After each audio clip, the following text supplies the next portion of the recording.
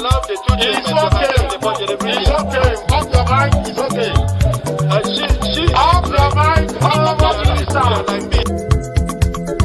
Chai! Now wow, people wey supposed talk through to power don't off mic. And if we talk, now 500,000 they go summer us, call them hate speech. But fear not, my ego don't come. Ingo torchlight every corner, nooks and cranny of all these bad people where they spoil our country.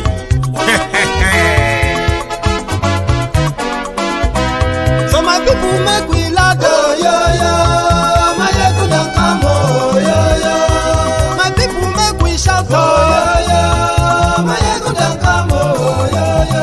My ego don't come, man of the masses, oh, yo, yo. My ego don't come, oh, yo, yo. My ego diary political, oh, yo, yo. My ego don't come, oh, yo, yo. This one not the off in mind, oh, yo, yo. My ego don't come, oh, yo, yo. And in the touchlight every corner, oh, yo, yo. My ego don't come, oh, yo, yo. Okay, some people be they holla say they want the power. Chai. Them be promise us say we go get light and power. Nah. Them hustle sote they can't get the power. But now they know they do anything with the power. Every day, dollar just they get the higher power over naira. Still them talk say make we off mind. But thank God say my ego don't come. So my people make you lie down, yo yo. My ego don't come, oh yo yo. My people make we shout, oh yo yo. My ego don't come, oh yo yo. My ego don't come, man of the masses, oh yo yo. My ego don't come, oh yo yo. My ego diary political, oh yo yo. My ego don't come, oh yo yo. This one not they off in mind, oh yo yo. My ego don't come, oh yo yo. Person where they do evil, no one make person talk. Them say that my yegun, that man too they talk. He too they talk. Say my yegun diary, he they hot like pepper. But every day then they take money in bulk. Woman picking, they the street they hawk. Still them talk say make we no talk. But thank God say my yegun don't come. So my people make you laugh, oh yo yo. My yegun don't come, oh yo yo. My people make you shout, oh yo yo. My yegun don't come, oh yo yo. Man of the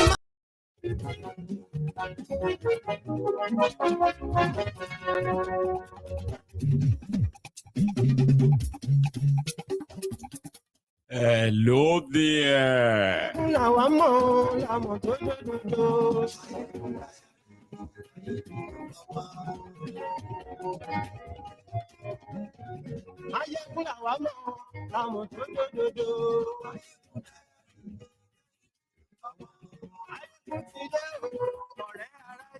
Good morning to you, good afternoon to you, and good evening to you from wherever you are joining us tonight.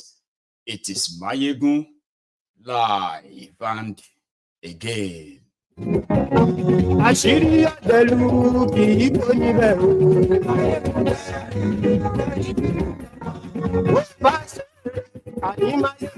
So barring any last minute change of things, the Nigeria NLC and TUC have declared indefinite strike, industrial action to push home their demand for 494,000 naira minimum wage. Tinubu's government is offering them 60,000. And they've rejected that. As you are watching this video, they are currently in a meeting. Akwabioli and Abbas, as well as the TUC and NLC, they are currently meeting. But Tinubu that is meant to pay the money or pay, the minimum wage, his own guys, they have backed out of any negotiation with NLC. So can Akwabioli and Abbas promise Nigerian workers what the NLC is demanding? We'll find out. in view of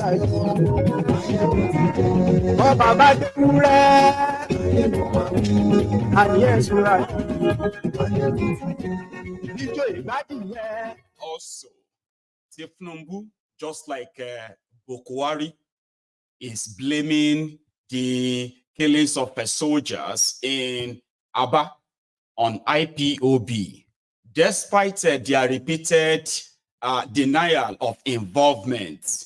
I have a story to tell you tonight.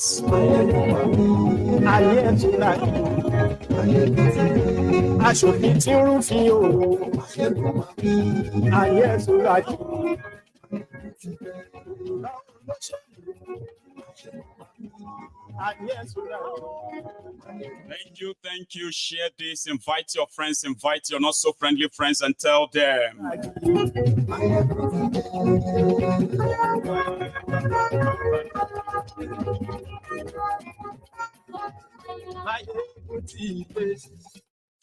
So today, again, I welcome you to the prime time on the prime time in the Temple of Truth. You're welcome. And it is Mayegun live. Thanks so much. If you have shared this, read the caption and read the description of the broadcast. So we are going to start with what is likely going to be a further economic catastrophe that is going to befall Nigeria this week.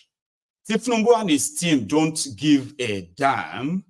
However, just for a quick catch-up, yesterday or 2 days ago, the NLC and TUC at a joint press conference, they gave an ultimatum until midnight tonight.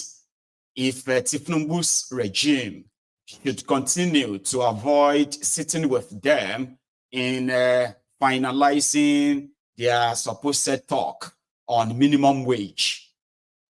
So the NLC is demanding for 494,000 from 650,000 they were demanding for before. So they've come down. Meanwhile, Tinubu's government have increased their own offer 3 times, from the 30,000 minimum wage to 45,000, rejected.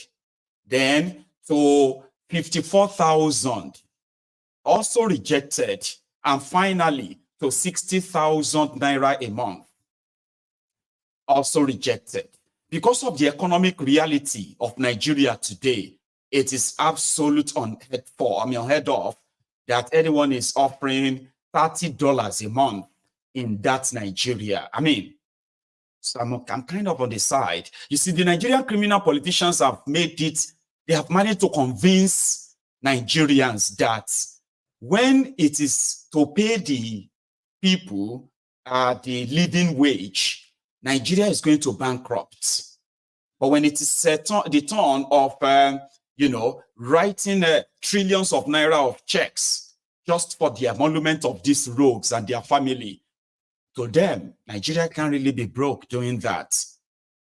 So the NLC 2 days ago, just a bit of a flashback, then we take it on from there, please. So no representation from government. There was no substantive ministers in that meeting. They all had representatives without mandates, apart from the Minister of State for Labor, that is actually the conciliator. There was no representation from the federal government. There was no representation from the state government. So technically, they abandoned the meeting. So getting to the meeting, there was nobody to offer anything. So they still remain adamant on the 60,000 naira. So we're now wondering, why did they invite us for the meeting? Now we attended this meeting as patriots, as people that love Nigeria and love Nigerians as well. But government on its own refused to do anything much more. Even a kobo was not added to the 60,000 naira that they proposed on Tuesday, that we rightfully rejected.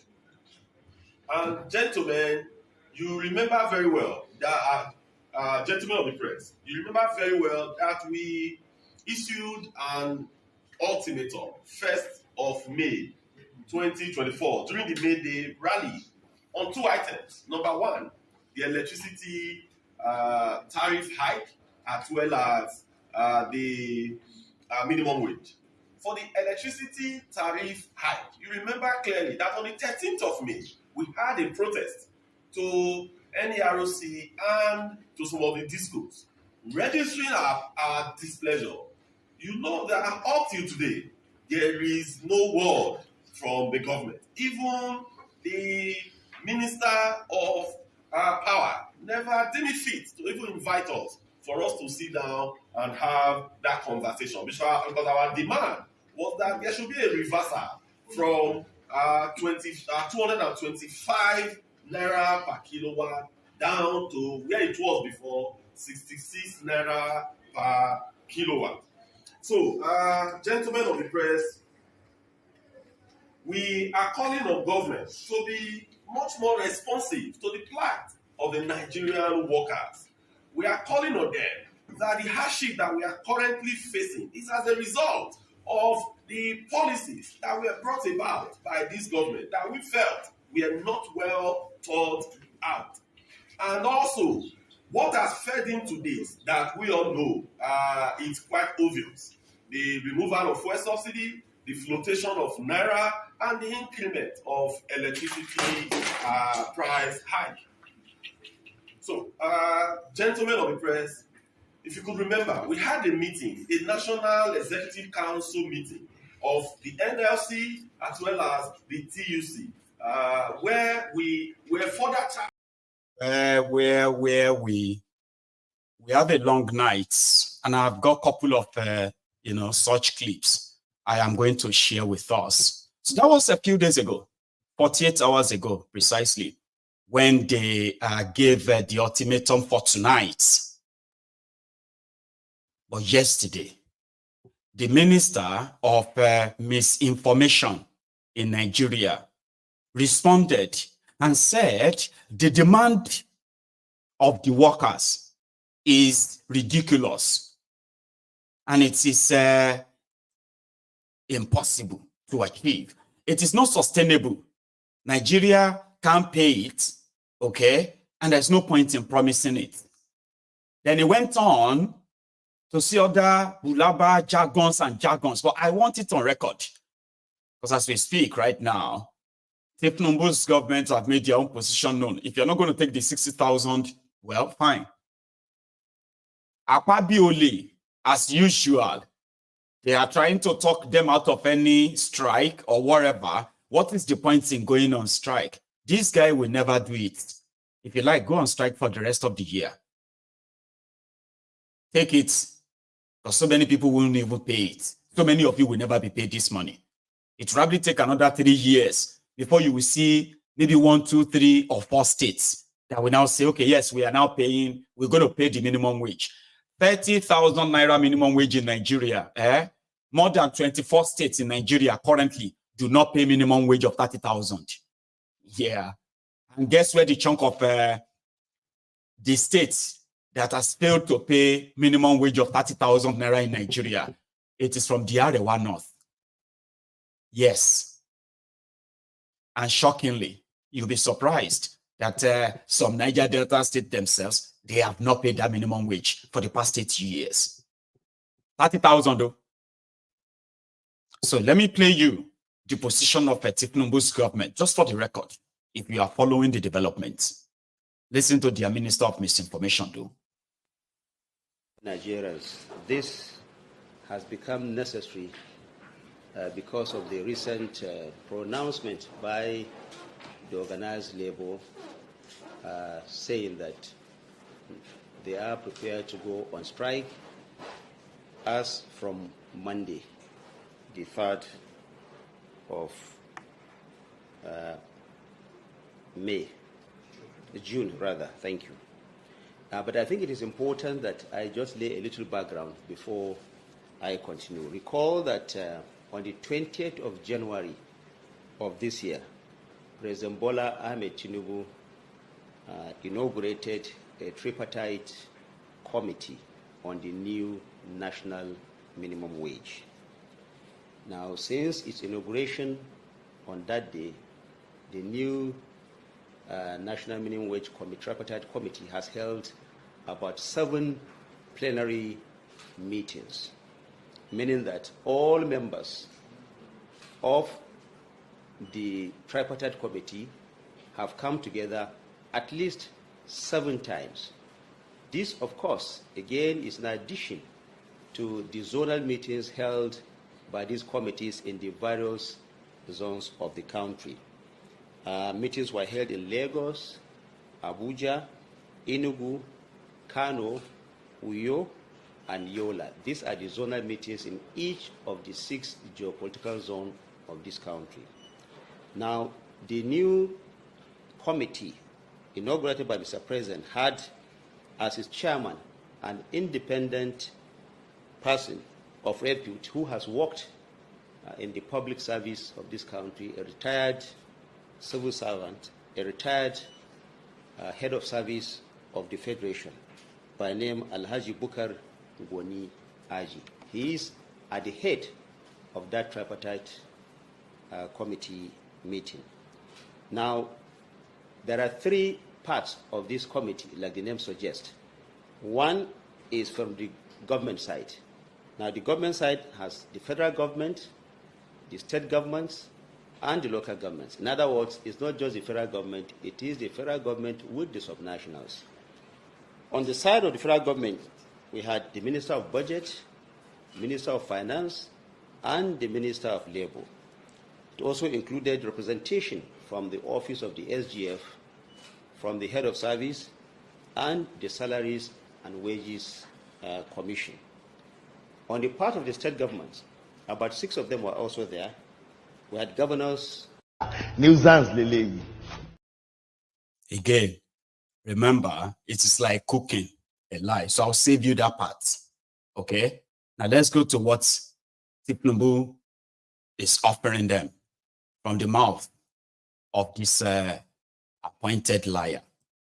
And the private sector also one another. So meaning that 12 members each were represented in the tripartite committee, meaning that you had 36 members, plus the chairman, who is an independent person. Now, after that meeting, the federal government made an offer of 60,000 naira per month to workers.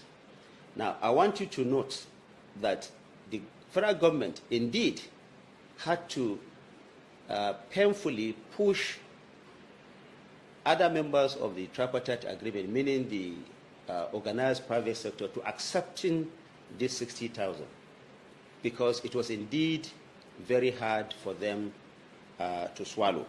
But the federal government, in the spirit of our collective bargaining, in the spirit of trying to find a common ground so that Nigeria will continue to enjoy industrial harmony and peace, the federal government insisted, and the organized private sector also accepted 60,000 naira as minimum wage.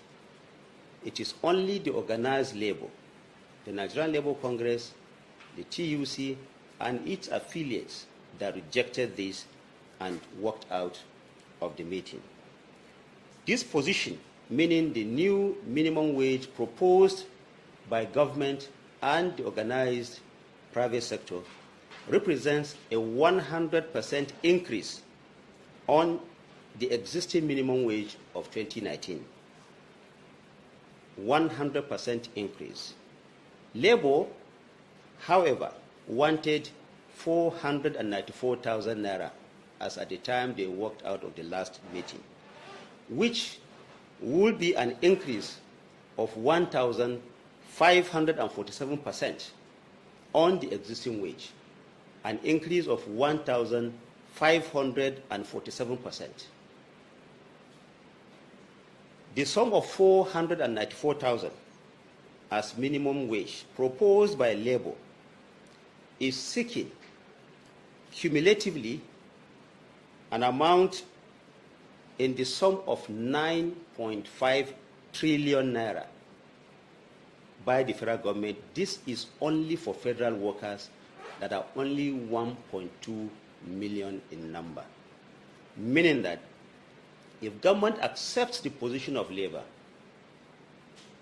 it will cost taxpayers 9.5 trillion naira, 9.5 trillion naira to absorb what was proposed by labor if 494,000 is accepted.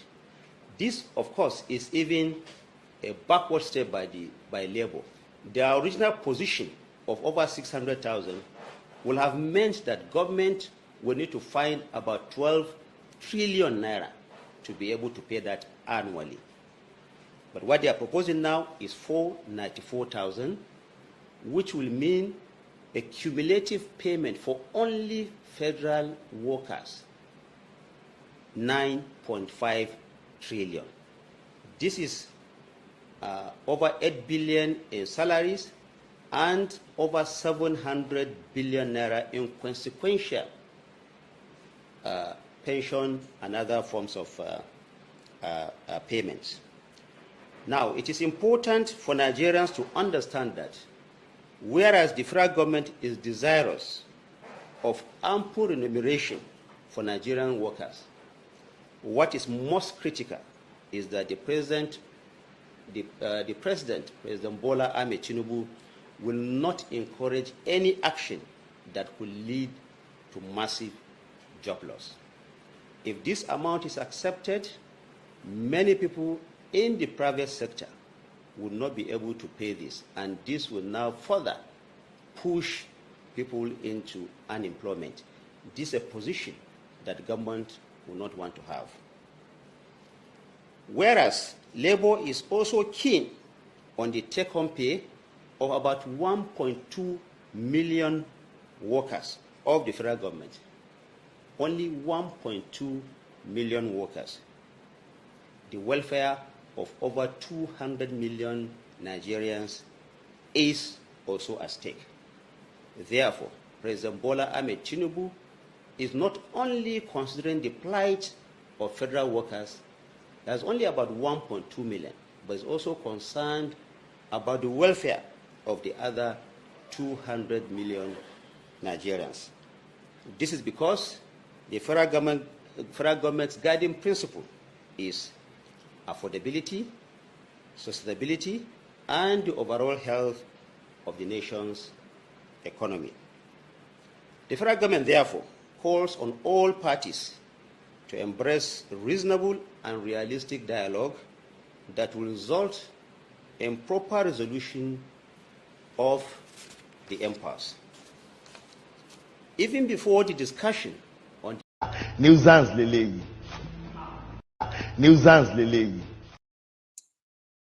I had to stop him, okay? I'll let you hear the other part later, but just so I help you using his own data, okay? So according to him, the total number of federal workers in Nigeria is 1.2 million. That number is not verified. I believe this is just a figure pulled from the thin air, as usual, okay? But they will ride with it, 1.2 million, okay? Now, this 1.2 million with the minimum wage of 30,000, according to this guy, so it simply means this 1.2 million, if they increase their minimum wage that the labor is asking for, and that is 494,000. So he put up, another number, another figure. He said 9.5 trillion naira would have to be made available before they can pay 1.2 million workers. Okay?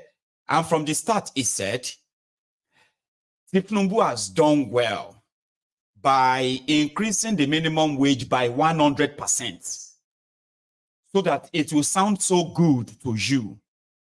Okay? But what he's not saying is that even if Tinubu increased minimum wage by 500%, it will still never really cover the level of the inflation, hyperinflation in that contraption, especially the food inflation. They know that, which have increased by more than 1,000%. You know that if I say I am buying a bag of rice for 8,000 naira or 7,500 8 years ago, then 8 years after, when these criminals came in, a bag of rice is now 84,000, but the minimum wage remain 30,000. So what do you call that? What do you call any increase from 8,000 to 84,000? I'm sorry, from 7,000 to 84,000. Do you call that 100% increase? Do you? That is over 1,000% increase. Do you understand? So because 100% increase means 7,500 naira bag of rice will become 15,000 naira. That is 100% increase. If they tell you that it is a 200% increase, that means a 7,500 naira bag of rice will jump to 22,500 naira. That is 200% increase. Now, if you are buying a bag of rice from 7.5, you are now buying it for over 80,000. That is not 100% increase. Now, if your food commodity increases by 1,000%, the minimum wage is being increased by 100%. 30,000 to 60,000. When it was 30,000, you could possibly buy a bag of rice for 7.5. Now it is 30,000. You can't afford to even buy a bag of rice. So economically, the people who factored in how much it will be adequate for a working person as a minimum pay, right? They came up with that, and this guy put up a figure that says, I know he's lying. Once you begin to prove that figure, now you realize that it is all bogus. Now, 1.2 million. Tinubu cares so much about 1.2 million workers, federal workers. That is, it doesn't mind that even though they are workers, but they are still living below poverty line. That's okay. They should be grateful. Do you understand? Because there are other 200 million people, 200 million, according to them, who have nobody to give them money, like federal government. So be grateful, okay? Meanwhile, and I call that gaslighting and blackmail, all right? They destroyed the economy, devalued the naira, then they are offering you 60,000 naira minimum wage. Take it or leave it, kind of. Be grateful that you are being offered this. Because even this one we are offering you is going to cost us 9.5 trillion. It's not telling us how much it's going to cost if they actually pay 494,000. He's practically confusing himself, but he's reading it anyway as a minister of misinformation. Okay? This minimum wage is going to increase the bill to 9.5 trillion. Well, it didn't give us what it's going to be. Rather, it didn't give us what it's going to be if it is increased by 30,000 to 60,000 naira. It didn't give us that. But he was able to tell us that if they pay workers, federal workers, 494,000, then that is going to be 9.5 trillion a year, where that is not much. That matches the inflation that you are battling with in Nigeria. That is a paltry 200. How much is that? 250 pounds. Sort of. Or maybe $300. Well, with that, you can say, okay, from your 400 and so, you can buy a bag of rice for your family. You can pay your rent. You can pay your children's school fees. You can buy your medication. The least person, the minimum you get paid, will still keep you alive. And that is just 9.5 trillion. These guys, few of them, they went and take over 10 trillion naira. 10 trillion naira. And I will explain that to you. They wanted to save your naira. So they went on to go and borrow $3.3 billion with a $12 billion crude oil as collateral. That money, they've collected $2 billion. They are waiting for $1.3 billion, the balance. The $2 billion they collected is gone. Okay? Now, they went to the World Bank. They said they needed money to fund their budget, starting with their supplementary budgets. Guys, these guys came and they brought in about 10 trillion naira supplementary budgets. So the World Bank gave them over 6 trillion of that money. I'm talking about over $4 billion loan. It's gone, gone, gone, gone. You can't account for it. The foreign reserve of Nigeria within a year has been depleted by over $2 billion. Convert that to your naira. That is over 4 trillion naira. It is also gone in the name of trying to defend your naira. These guys have printed, right? They have printed over 10 trillion, in fact, over 15 trillion so far. Central Bank of Nigeria said they have loaned to thiefnubu 12 trillion. I know they have done more than that. When they say they are loaning money to thiefnubu to sponsor and fund the budget, they say, ladies and gentlemen, you can't really point to any of that, can you? It's gone as well, right? So, when you put all of this together, you will then realize that it is much, much better for few people like the National Assembly collecting 248 billion naira in total, which included the 58 billion that they got for themselves to buy for themselves 160 million naira each SUV car each. They got this from their 248 billion that Tinubu released to them. The judiciary, under in this same period, they have collected over 150 billion from Tinubu. Few people. And as for the oppressive DOC, as well as a shitty man, as well as a Tinubu's wife, as well as those who are around him, pushing him around, looking for investor, these guys alone, they have depleted over 5 trillion naira among themselves. Put it in dollars. That's over $2 billion. All gone. And there is absolute nothing to show for it. But when it comes to giving 1.2 million people, 1.2 million people, 9.5 trillion naira a year, it is impossible. So, if we should do it, 200 million people will suffer. If we should do it, there will be job losses. People will have to lose their jobs. Do you want people to lose their job?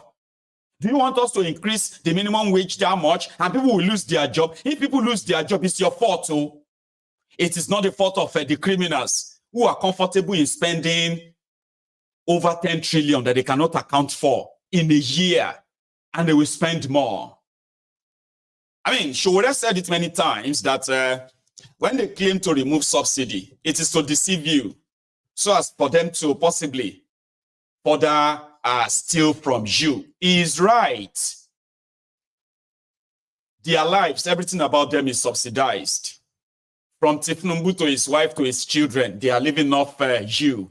To your governors, to your senators, to your reps, the rest of them, they are living off you. Bunch of scavengers. These are subsidized people. We call them Omo Joba. Then they squeeze everything from you to make themselves feel better. So when they have to spend trillion on themselves, it is because they are working for Nigeria. But when to do you know what it means that 1.2 million people can conveniently get 9.5 trillion conveniently from the system, which means that 9.5 trillion is going to remain inside Nigeria. They're going to use them to pay rent, pay school fees, pay medical bills. Yeah? Take yourselves out. Okay? Pay your debt. It's going to be circulating within your country in that year. But rather, these guys will rather use your trashy naira to buy any available dollar or forex. Then they ship the money out of Nigeria. When they loot money in Nigeria, they take it out of the system. Then you would have to actually struggle within that rigged system. And yet, they never stop. It is impossible for us to do it. Let us blackmail them. if we sack people now because of all of you asking for minimum wage, if 200 million Nigerians are suffering, now because of 1.2 million of you asking for minimum wage, it is so easy, isn't it? Let him finish his nonsense here. Which was supposed to last for 6 months, which the federal government now says can continue until the new national minimum wage is arrived at. Other intervention programs are the 125 billion naira conditional grant and financial inclusion of medium and small-scale enterprises. There is also 100 billion naira that the federal government set aside in the first instance for the procurement of not just the CNG-fueled buses, but also the procurement of conversion kits and the setting up of conversion centers. 25,000 naira was also awarded by the federal government to be shared to 15 million households for 3 months. That process is still ongoing. You know what has happened at the Ministry of Humanitarian Affairs. The federal government has had to suspend this program temporarily, but it has now resumed and it is ongoing.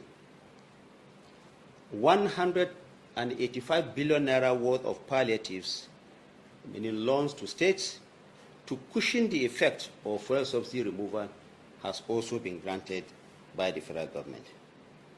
There is also 200 billion naira support to the agriculture sector to cultivate over 500,000 hectares of land to boost food production and food security in Nigeria.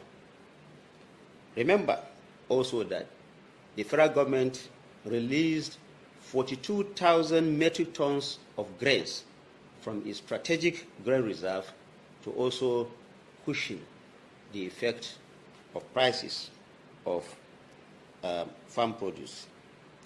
There is also the purchase and onward distribution of 60,000 metric tons of rice from the Rice Millers Association. Also, there is a recent increase of between 25 and 35% on all consolidated salary structures of federal workers in Nigeria. The federal government has also given a 90% subsidy on health costs for federal civil servants through the NHIS scheme. Nuisance leleyi. Nuisance leleyi. Nuisance leleyi. Nuisance leleyi. Because that's what they do, right? You see, Tinubu is doing other things too. It's not just workers, okay? We are already giving free food to hungry people. You remember that time we were sharing food and rice? Yeah, these are the policies. And we don't know why the organized labor cannot see all of this. President Tinubu is doing so much to make sure that everybody is fine. But that's what they tell you. If you believe any of that nonsense, indeed, your mumu never do. We will work with you to build a Nigeria that is not corrupt. I bring you a message of hope.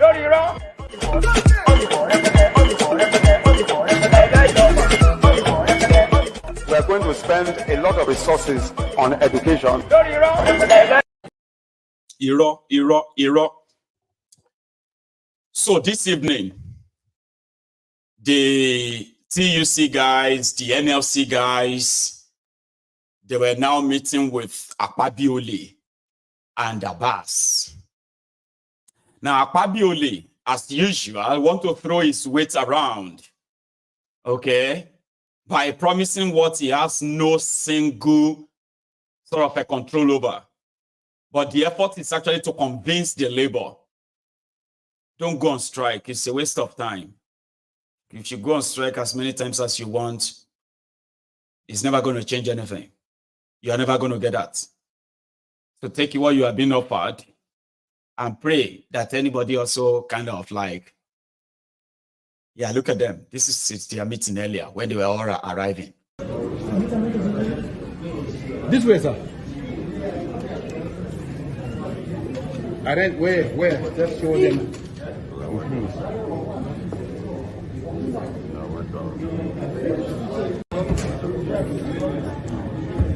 We are reserving this side and this side. So all of you, the amount to pay. Thank you so much.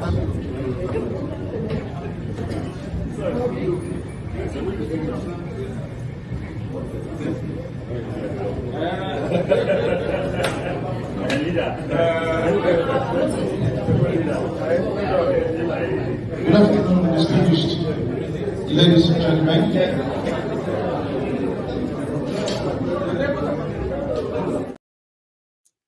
So there they were earlier this evening. I will be monitoring the outcome of their meeting as we proceed in this broadcast tonight. So we see how that goes. I remember the last time I was telling people to go and try and stock food. Go and stock food at home. There's going to be strike. And people were like, Mayegun, what is wrong with you now? Which one is go and stock food? Go and stock food. Where is the money to go and stock food? Right now in Nigeria, majority actually have to like, they have to kill what they eat, which simply means they have to go out every day. Yeah. Before or else, kind of.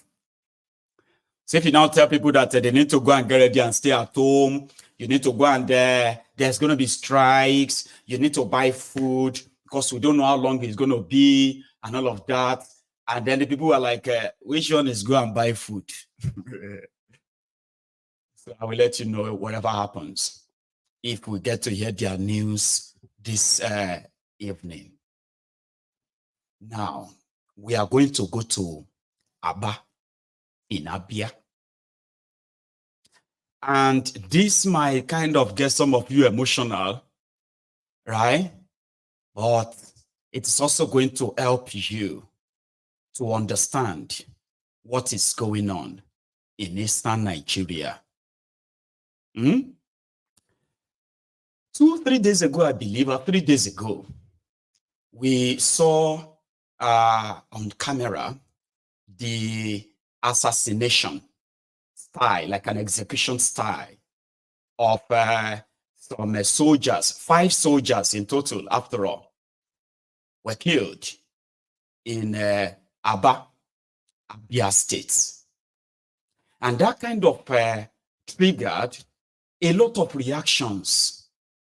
So the first set of people to react were the IPOB. So they made a statement and said, no, we have nothing to do with it.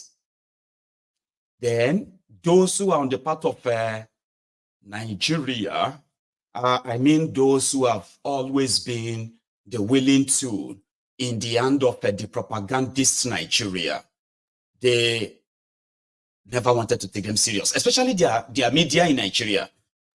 Shut up your mouth, you coward. You will do something and you will deny it. This or that. Why that was going on? So many of us were worried, knowing that sometimes when things like this happen, there is something more that is going to happen after that. It is just, it is not an end in itself.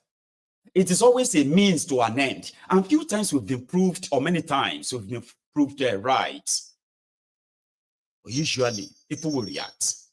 5 soldiers. Why would the IPOB go and kill 5 soldiers? Well, they could have many reasons to want to do that. Then when they come out and say, no, we didn't. No, we didn't. Then the media in Nigeria would rather say, no, you did. While we have another splinter group that all of you know very well, who are willing, and that's why I'm going to tell you this story before we go back to what happened in Aba. You see, me, if I have to write a book about IPOB, Nnamdi Kanu, and so many other characters that I have kind of come across in the last 10 years that I have been actually part and parcel of those who speaks on the injustice meted on the Igbos and then justifies the advocacy of the IPOB led by Mazi Nnamdi Kanu. People like us who have seen them for a very long time, seen them gone through so many, persecution, tribulation, and the rest. I can write a book, and I promise you what I'm going to write is going to be 100% accurate if you are going to listen without your already compromised prejudices. Listen, in I think before the kidnapping of Mazi Nnamdi Kanu from Kenya and the kidnapping of Mazi Nnamdi Kanu and his illegal rendition to Nigeria actually broke or created a very big gap on the wall. Some tried to kind of manage it. Then it got out of hand. Then out of all of that, I mean, during the entire whole confusion and then accusation and counter-accusation and the rest of that, then something happened. So when Mazi Nnamdi Kanu was kidnapped, he gave a directive and he said, before then, right, he has already met with Simon Ekpa, okay? And pretty much like he endorsed all of his sort of advocacy too, his support for the advancement of the IPOB and the realization of Biafra. They call it Biafra Restoration. Simon was never part of the IPOB from the start. However, eventually got the attention as well as the endorsement of Kanu, which somehow didn't go down well with some members of the supposed IPOB. And it didn't take long before the heat hit the fan, and this is how it happened. So there was a directive that now that Mazi Nnamdi Kanu has been kept incommunicado, the next person who sort of have that kind of huge following, right, was Simon. So it was easier to suggest that he should be allowed to be broadcasting on Biafra radio. But here is where the whole thing gone south. Practically, some people believe he's undeserving, but they now pushed and asked him to come and swear to an oath. An oath that is pretty much to say, we can trust you with information, we can trust you about this or that. Then he rejected too. Then later he told them he's already done it with Mazi Nnamdi Kanu. But they now use those who were supposed to kind of help him settle in, guide him, and kind of move on that way. They didn't. They became hostile to him. And in fighting back, he believed he became a target, their target. The target of sort of like attacks, abuses, sort of on social media trolling. But here is something that you also have to know. Prior to the kidnapping of Mazi Nnamdi Kanu, there were Igbos, Biafrans, who have personally would want the advocacy for Biafra to be different from the way it is being done. You cannot be carrying flags. We cannot just be like allowing them to kill our people. You see, people that got killed in eastern Nigeria by Nigerian government, they do have families too. That if they have their way, they will carry gun and face all those people that they believe are killing their people. It's a different ball game for them. But somehow Nnamdi Kanu was able to sort of manage and control that. But that doesn't mean that they don't exist. So you see, the moment this misunderstanding started, and it became obvious that Simon was being denied access to kind of like, broadcast on their radio Biafra. And he was pretty much ready to take it to another level, they say. The one that is no longer about persuasion, meeting, pleading, or doing protest, or doing a rally. The one that represents the ones, it's radical. The one you can say represents the radical Biafrans. The ones that want things done more than this. So that was where the whole conflict of interest or our vision started changing. But there is something I tried on this platform to try to, because I know many of you are the supporters of this, supporters of that. So what then happened so terribly is that in the course of the whole melee, trying to tear one another down, tear themselves up, this one is authentic. So they believe that the real DOS, right? They call the IPOB DOS, that's the Department of State. This is like the body, the real body, beyond Nnamdi Kanu, behind the global IPOB movement. So they are called the DOS. So Simon and his own guys, at first, they called themselves autopilot IPOB, which means, yeah, we are IPOB, but our own ideology towards this thing is different from this. They were very clear.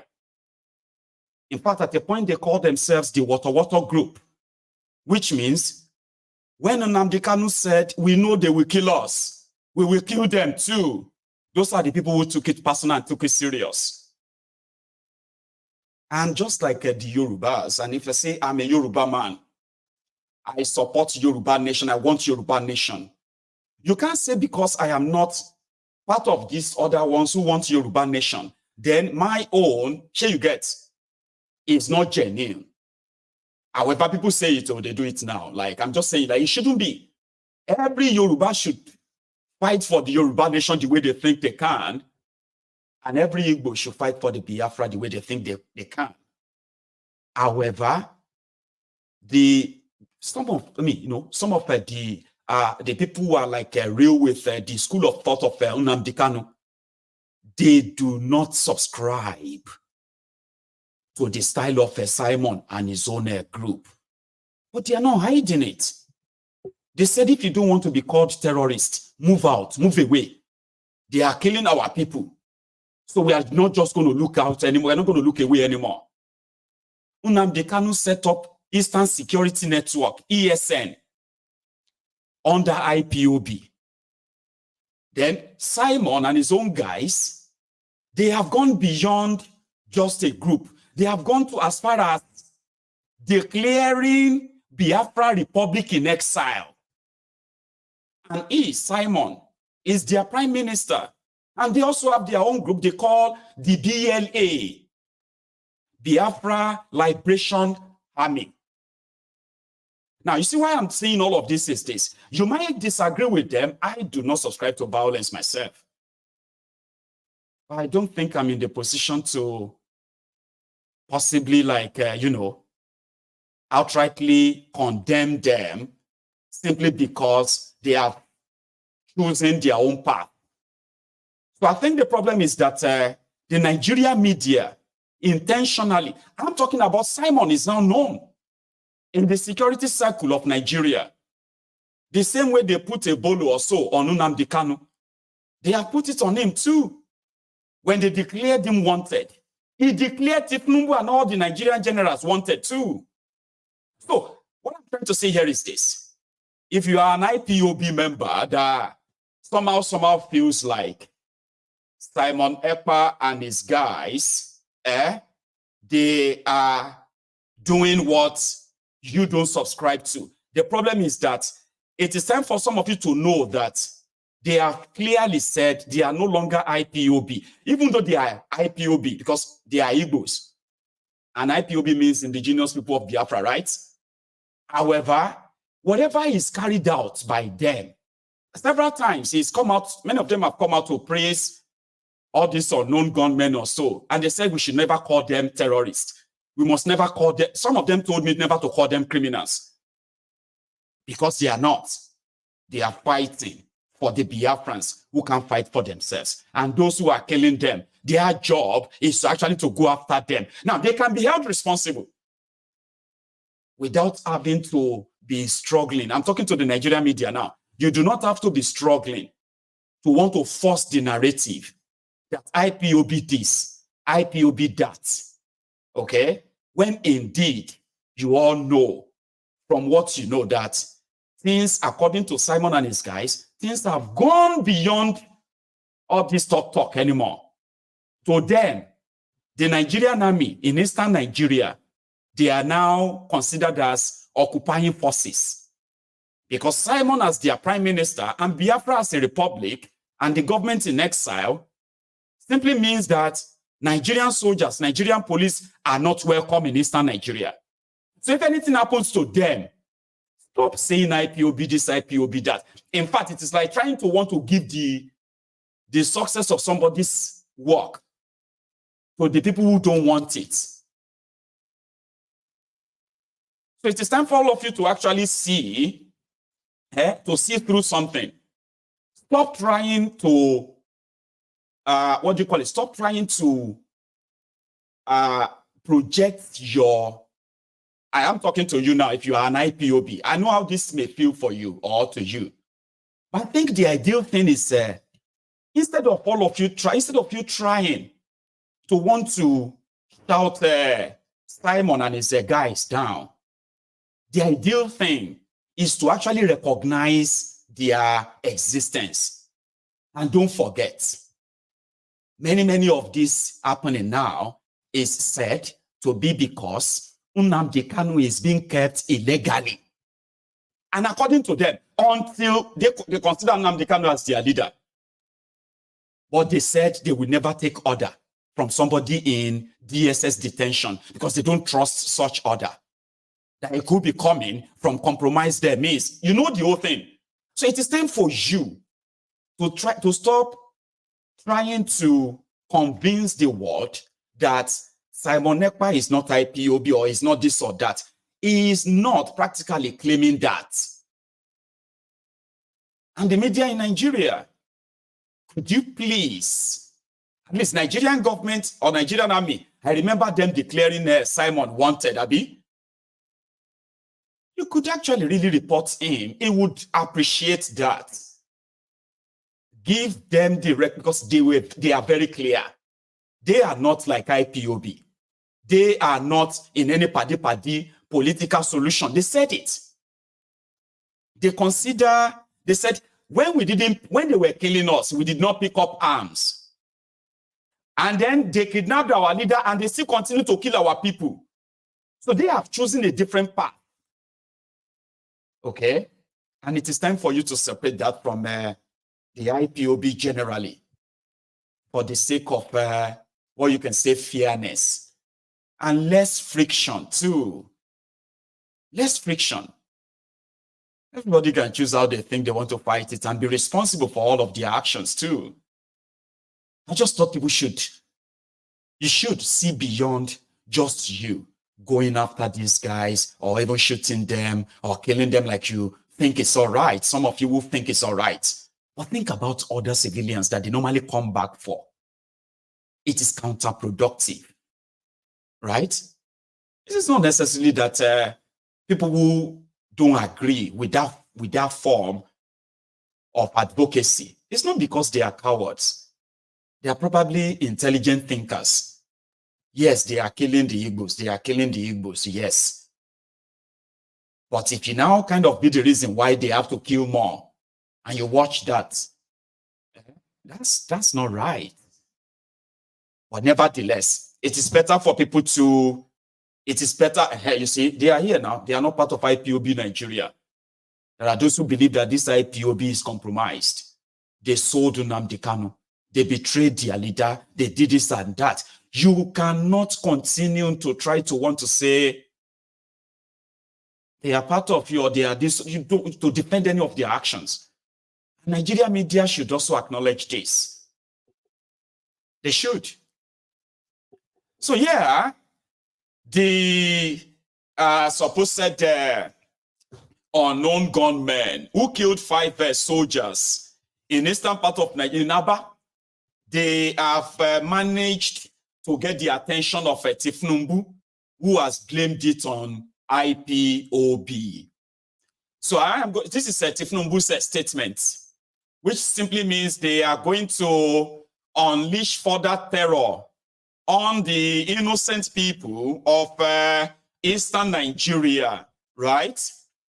However, we would, a lot of people are already asking them to do so, with caution, okay? If you want to go after those who are really armed and they can face you, go after them, don't go after civilian. But in Nigeria way, they are already threatening, fire and brimstone. Starting with thiefnubu, who continue to call IPOB a terrorist organization when they are not. It was only Bokwari that proscribed IPOB simply because to pave way for his Fulani terrorist brothers in that part.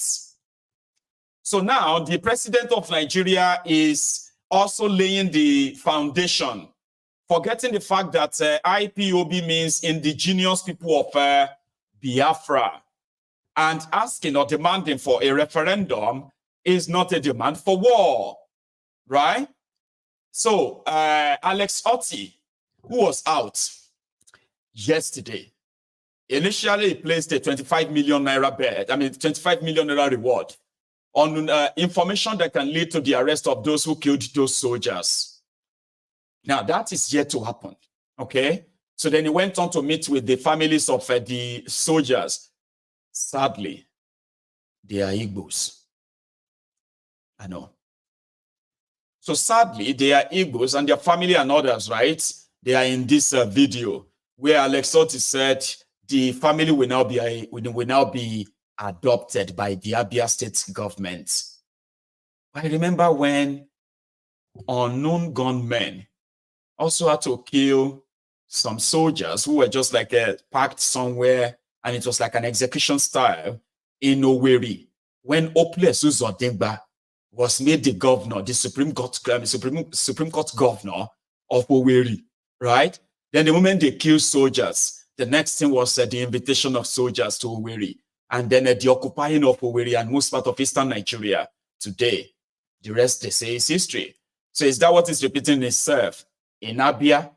Nobody knows. But listen to this. The Alex Otti meeting the family. But we are assuring you that we will not rest on our hands until we get these people to pay for what they have done. Let me see. And because it has happened, we need to move on. But we cannot move on without identifying those who are responsible.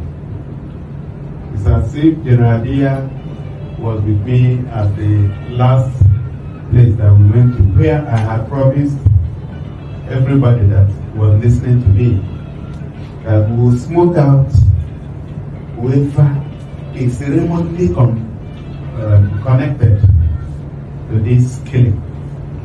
Wherever they are, wherever they run to.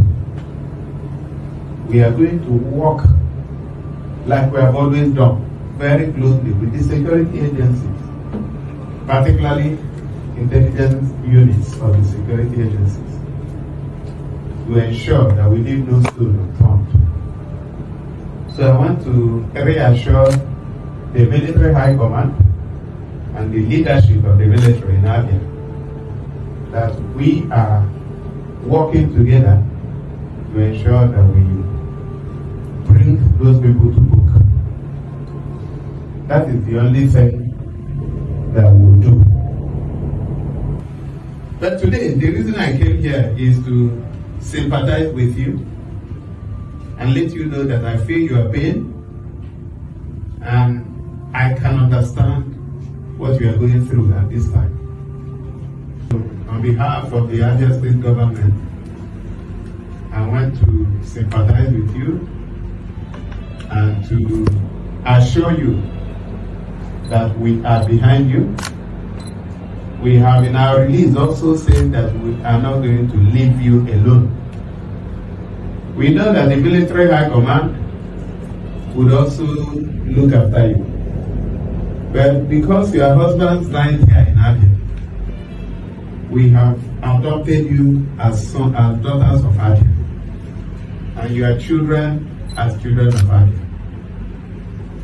We also have put a plan in place to ensure that your children, madam, you have 5 children. Yes. All of them will get automatic scholarship until they finish university. From today until they graduate, they become the responsibility of the Abia State government. Thank you, sir. And we are going to make it a law so that even when I leave, somebody else will not stop it. Okay, so you shouldn't bother about payment of school fees for your children. We decided that we should bring something for you to at least start managing. Okay, so my staff will hand over some envelopes to you. It is for you to look after yourselves and the children. So that's the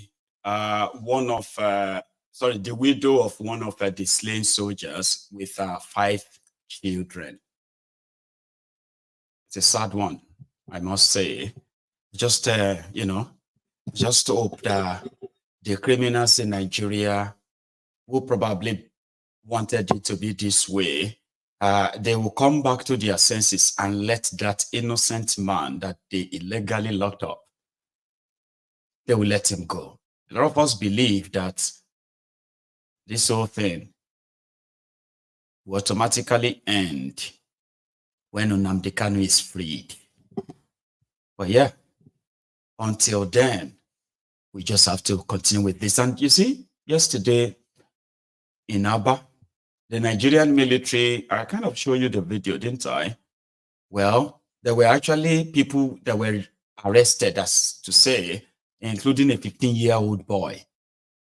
And these people are being moved about, and the efforts, I mean, the play. So Alex Otti is to probably do his best to make sure they do not move a single person out of Abia State, because that's their own mode of operation. They will move them to places where you may never see them again, or for years. They've done it many times. They will do it again if they are allowed. But you see, this killing in Abia, I still have a very sort of an inner conviction that it is not an end in itself. It is a mean to an end. And before we possibly know it, your favorite Alex Otti, the one they call the shining light in the East now, it will become the worst person that majority of you will know, when he himself will be forced to bring in officially Nigerian army, Nigerian military, the murderers. They are already there. Now all they need is just a reason why they should start killing innocent people like they have been doing in Owerri and Ebonyi and Enugu. I just don't like it giving them that reason. That's why I don't like violence. Well, I do not have any control over any. I just hope that the criminals in Nigeria, they will let an innocent man go and save other innocent people that they are going to use as a collateral damage in this old madness. Nigeria is pushing though. Let's go to somewhere else. You know, they have released the leader of Miyetti Allah that was charged for terrorism or charged with terrorism. They have also released Oshtelo Kiyari. Yes. The, what do you call it? The lord of the underworld, the drug dealer. He's been released from prison. It was at the time that the FBI in America were planning to extradite him to America to answer for his crime. A police officer that was helping, fraudsters, internet fraudsters, to carry out their operation using the official channel. But they didn't want him to go to America because he may never come back for another 20 years. So quickly, they corrupt Nigerian police and then the Nigerian NDLEA. They quickly put together an arrangement to show that Abba Yarinko is a drug dealer and he has a case to answer in Nigeria. This is a guy that has been accused and confirmed to be a kidnapper. Yes, he is. He has been known as a guy who has been robbing those who he arrested for one crime or another. Yes, he was accused of that. Now, he was meant to be in jail, right? But they haven't really convicted him. They just reminded him in jail to avoid him being taken to America for his financial crime. Then he's been there for 2 years and 3 months, 27 months. Then they said they wanted to give him bail. Just little time to go out and play. He will come back to prison. Oh, here you get, but he's on bail, so he can go to court from home now and the rest. And this was how his family received him. I know you've seen it, but I'll show you again. Okay, you don't have Bible. Okay, so that again. Yes, sir. Okay, sir. Zambashi.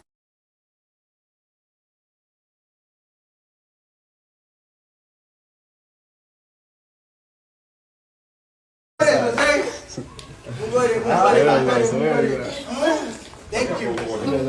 Thank you. When I was putting our case back.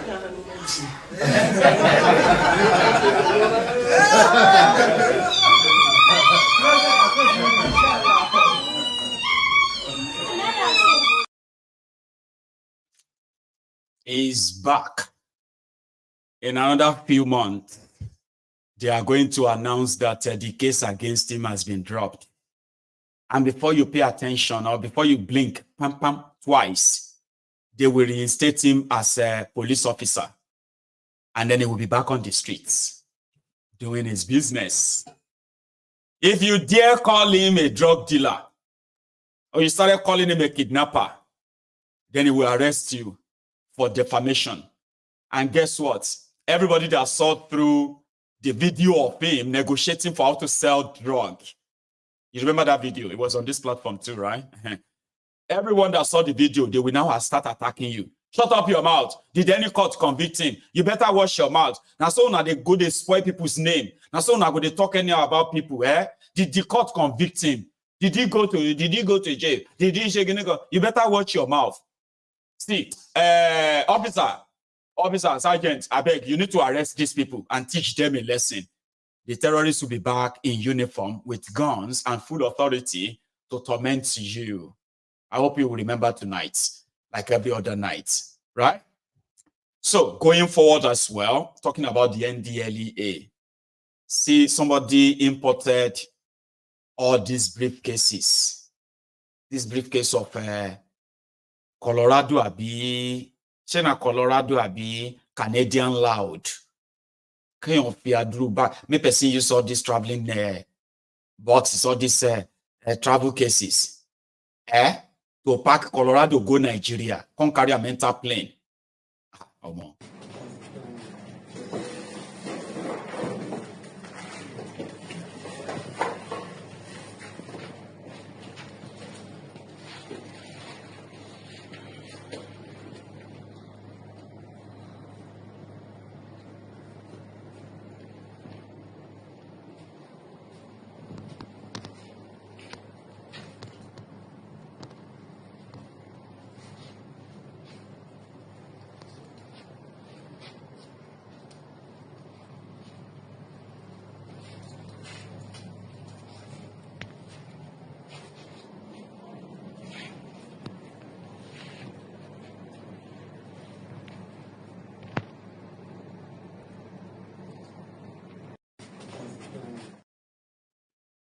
Like, which kind level of confidence will make you, okay?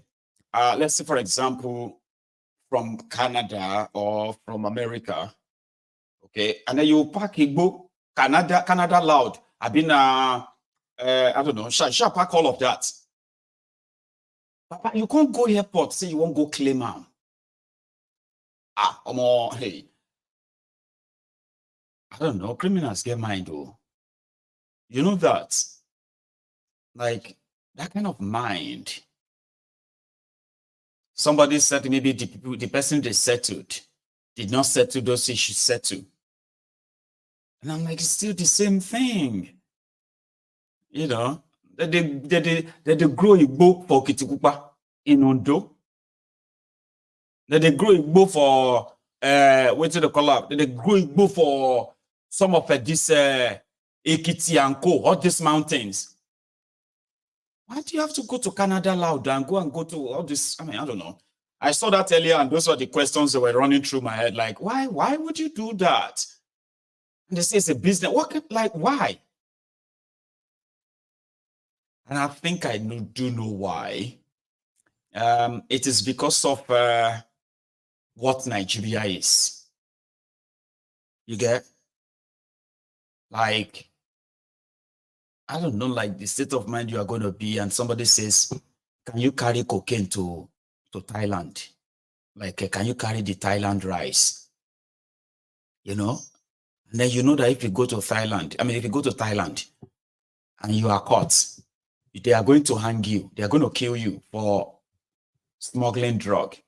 But you have been in Nigeria for so long that they have told you about Aferi, Agbefo, Shekinekon, all these things they've told you you will use. You have been inside that darkness too much that you will just be willing to throw your life away. Kind of. I mean, I don't know. I don't know if, you know, because I do ask myself though, like what amount of cocaine am I going to really carry that will make me rich? How many cocaine? It has to be like a real pack, like a containers. That's the kind of money I think will make anybody get involved in drug, but not you swallowing 20 wraps, 30 wraps of cocaine, risking your life of overdose. Because if you do mistake, go get hungry, and all the worms inside of your stomach begin to chop the cocaine, can't get high on cocaine, overdose. But what will make anybody want to do that? Ever since I was a little boy, I've been seeing people being caught carrying drug in Nigeria. Then the question I ask myself now is that now that I am older and I understand better, like how can you think the cocaine that you are putting inside your stomach, 20 wraps, 40 wraps, will make you rich? And you are ready to throw your life all at it. Same thing is like, okay, you are abroad and your business or your own business in your life is to begin to export Igbo to Nigeria, right? And you are all here watching me, okay? We are all here blaming the criminals in Nigeria. But your own business now to import Igbo, Colorado, this one, that guy, then you kind of have to dress well. Like, what kind of state of mind would you be? Like, what state of mind do you think somebody would be to travel to Nigeria with briefcases of Colorado? I be Canadian loud because now in business with that. I don't know. So anyway, these were the kind of questions that continue to bother my mind. Like, did people actually understand what they are getting involved in when they say you should swallow cocaine? And then you swallow 40 wraps, 50 wraps. You have no idea that if one single one should open inside those 50 wraps, you know, na die. So if you can't go on wrap, if the worm inside you gets so hungry, and they think the cocaine inside your what have you is is candy, and they begin to chop them. I don't know. This is my own theory, so please don't laugh at me. Okay? I usually, when I have You see, when you hear, you know that sound that all these worms making your stomach. I believe they are worms. Meanwhile, people believe that if you have worms inside you, you need to go and deworm. That means I need to say, you know where, but that is not me. To me, the food that I put inside me, sometimes when before I eat, I'll be hearing something like that.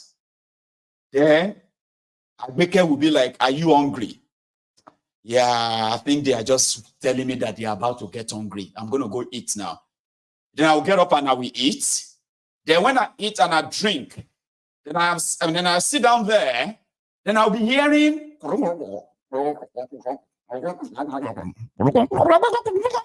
like that. It's like they are fighting over the food. And me, I'll just sit down there and be like, don't fight. There's enough for everybody. Take care of just relax. And I'll just be turning around like that and say, eat.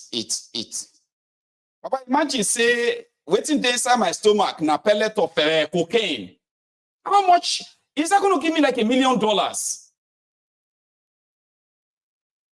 Because if all this worm inside me should go and get high on cocaine, I die. That's it. Waste of life, waste of everything.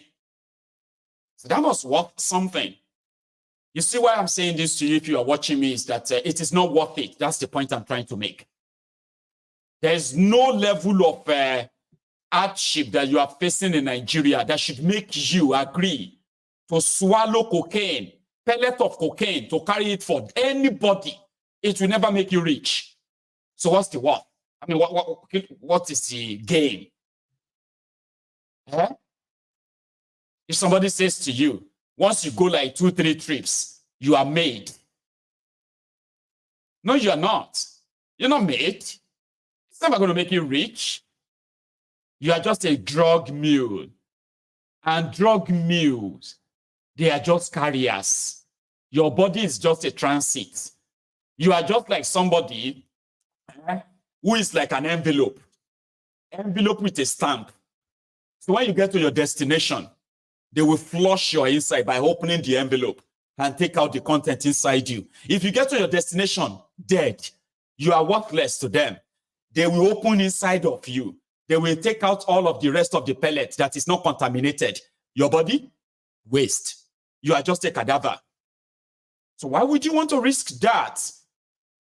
I have heard some of you, because of the situation in Nigeria, you have told yourselves, I am ready to sell my kidney. What is the point? If I go and commit suicide, it's a waste. Now, you shouldn't do any of that. You shouldn't do either. Do not sell your kidney and do not kill yourself. Okay? The reason why I have to say this to you is that, you see, if you sell your kidney, that means you have already committed suicide. And committing suicide is meant for, people who, some call them coward, but I don't want to call people who are so depressed to the point that they are suicidal. Because somebody can be looking happy. They can have everything. They are not poor. They have everything. But they are having suicidal thoughts. That is why you should not mock people with such problems. But it is suicidal for you to say you want to sell your kidney. Now you sell your kidney and somebody give you $10,000. Now, $10,000, I'm just being nice now. Okay, you sell one kidney. And somebody tells you it's going to grow back. Is that what they told you, right? Okay. You said one kidney, I'll be one of your organ. Now, they give you $10,000. In Nigeria today, $10,000 will likely be somewhere around there, 14, 15 million naira. That's it. For a poor person, that's a lot of money. But what they won't tell you is that it will take you more than that $10,000 for your dialysis, for your treatment, for the rest of your life. It will take more than $10,000 every month for your dialysis, for your medical care, for everything to keep you alive for as long as possible. The day you stop is the day you will die. So you see, you sell your kidney for 10,000. Now you need 10,000 every month to manage to stay alive. You see, the 10,000 you will sell it for will not be enough to even take care of you for 2 months. So last, you are a waste. Don't be like that. One of the things I advise people to do when they feel alone is to seek help. Usually these days, people don't want to help anybody. You see somebody that is falling down there, they will say, me, I don't want to go to police station. No. There is a reason for that. But that should never be your obstacle or your stumbling block of asking for help. Don't sell your kidney. Don't sell don't kill your partner because somebody said, bring a pants and bring a head. None of this is going to actually make you rich. Well, I have something that can make you rich. Maybe not rich, that can make you far, far better off. Yes, you. I'm not talking to those of you where we say, una get options. I'm talking to that person that is watching me and they are checking their data if it's running out or not. Before you go, right? I have something that can make you very rich. And that is to get rid of the criminals who make you poor. You know them. I know them. We know them. Join the people who are also tired of them. If you can get rid of all these locusts, all of these scavengers, if you can get rid of a system that makes them lord over you, you're actually going to be better off. And when I say you're going to be rich, the first thing is going to be that you are going to be free, for real. And that is the richest anyone can actually have. Free. Where your life is no longer dictated by those who don't give a damn about your life. Free, it's not a feeling. It is real. Yeah, you'll be able to touch what you smell, you feel it, you touch it. Or if you continue to be cowered behind and looking for the easy way out, there is no easy way out. In fact, there is only one way out. Break up the contraption and save your life and the lives of, you know what they say, if a man is killed, oh my God, you have killed a generation. Do you understand? Let me give you this this analogy. I am Olushola Badero, and I am the 7th to the 8th descendants of the Baderos of Okeagbo, Ijebu Igbo. I am like the 7th descendant, okay, from my own father. For me, my father will be like the 6th descendant. I am 7th. Now, my own children, right now, they are the 8th descendant of Badero. Now, some of them are going to end up picking up other people's names, okay? Like the females. Do you see those ones who are like my boys? They're going to have to keep it. Then they too will have children.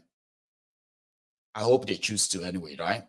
Now, they will have their own children. Now, if one or both of them or all of them have their own children, they are going to create their own descendants. And just like that, and just like that. Now, if I am killed now, they are cutting short the expansion or the existence of my species and my own descendants. I am a descendant of some people, my parents, their own parents, and their own parents, and on like that. Now, I am a father, a tree that has now produced descendants, Baderos. You see what is happening in Nigeria? If you do not stop them, they will continue to kill and kill and kill. And before you know it, that is how our own species, your descendants, that is how they are also going to be wiped off. When you kill a man, you have killed generations. A system that kills us indiscriminately then it's a system against us. So if you have a chance of believing me today, I want you to sleep on that. Please do, and think about it too. Here, I bring back to you what is called the flashback to the 2014 National Conference, the confab, organized by Goodluck Ebere Jolantan at the time. All of this is just to kind of tell you that it wasn't thiefnubu that introduced this per se. They are now saying that it was the 2014 people, 2014 confab delegates that wanted the Nigeria you will the. That is not really true per se, because that conference has a resolution. National anthem is the least of them, pretty much like inconsequential. But yes, it was moved. What happened to other resolutions of that conference? Tinubu is not interested in that. This one is his own priority. Thinkable situations. For instance, when the delegates chose to sing the old national anthem and enjoyed it.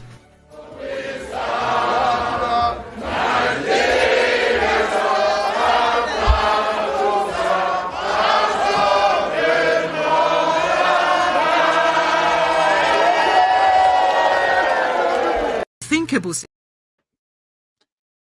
That was 10 years ago. So if Tinubu has something about national anthem that he picked from there, there are many other good stuff, okay? Like regional system, state resource control, state police, and on like that, that actually could help jiggy things around in this contraption and possibly trigger the Arewa North even more. But at least there were some stuffs there, and there's a reason why they never let the resolutions see the light of the day per se. Like Jonathan said he was going to implement it when he comes back in 2015. So he wanted to use that to blackmail people so that he will come back in second term. No, you shut up your mouth. You are not coming back. So he didn't come back. And that was the end of that confab. I suspect that Tinubu is going to pull similar stunt soon. And it's going to be about his own possibly tenure extension. A lot. And you can project them as much as you want to. I have one bit of a call clip I want to play. Then I will take calls, which means you can be part of this and call in if there's anything you think I have missed, or if there's something that you think people should possibly know. I'm not talking about conjectures and things that are probably like a makeup, okay? You are welcome to share that with us, right? But I am coming back first. Watch this. It is the concluding part of that clip of Tinubu with the Arewa Consultative Forum 3 days ago. Yes, I hear you about the gas plant. The cash flow is a problem.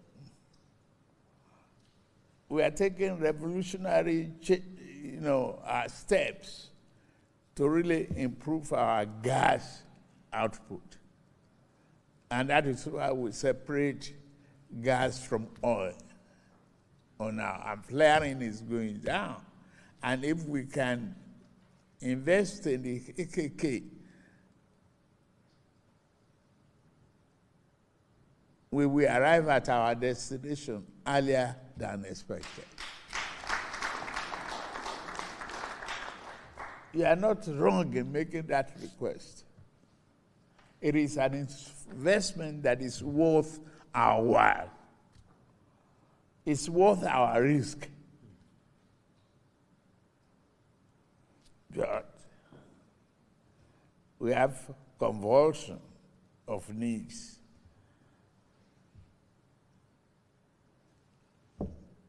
What is happening to electricity generation, distribution, and consumption? We have to do that in order to energize the economy. to me, I will recommend putting a committee in place to really do some follow-up on these items listed. I'll look into more details. If I continue itemizing each one by one, we might leave here until mid-break.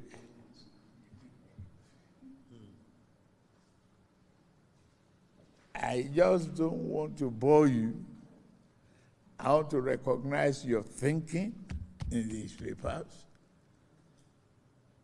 I want to promise you that I will continue to do my best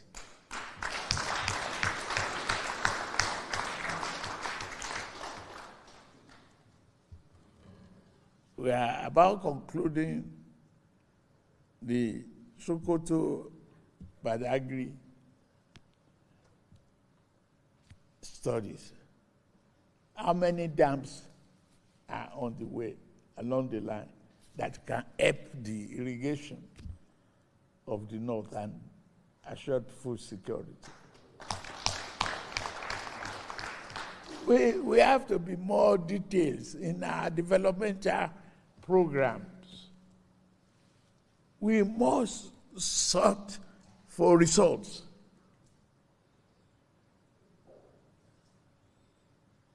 Can we create over 1 million arable lands along that route? Yes. And for every 5 possible employees on 1 hectare of farm, that is 5 times 1 million. Nigeria can do it. It's a matter of careful thinking and doing. And you have very brilliant people that are working with me. You have Atiku Bagudu doing a plan. Very cerebral, very concerned. And I can tell you he's a civilized man.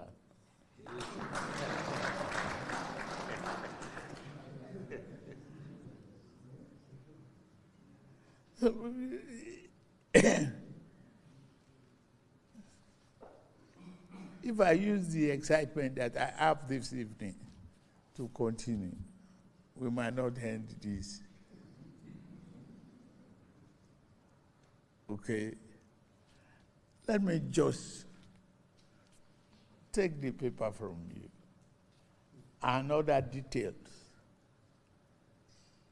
and assign the SGF to do the follow-up on the committee basis so that we take the lines of things we must do. We are working on gas, energy. That's why AKK is necessary. But CNG, that will reduce the consumption of petroleum, they are at it again.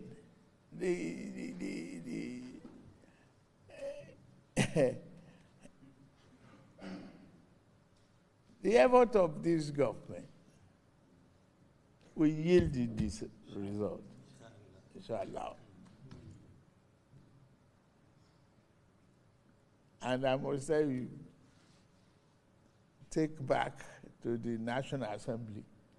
They are collaborating and cooperating very well. If they ask for your vote and support again, please give to them. Because I'm coming back to with the hope and determination that Nigeria will exile. I promise you.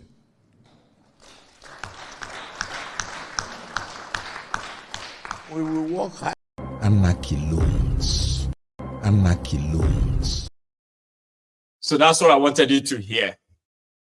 Kolu was telling the Arewa consultative forums that the National Assembly are cooperating with him. So if they come to you for vote again, please give it to them, support them. Because even me too, I'm coming back. I'm coming back with a full force to come and energize Nigeria and our unity and our anthem and our Abubakar Bagudu. I can assure you, is a very decent man too. That's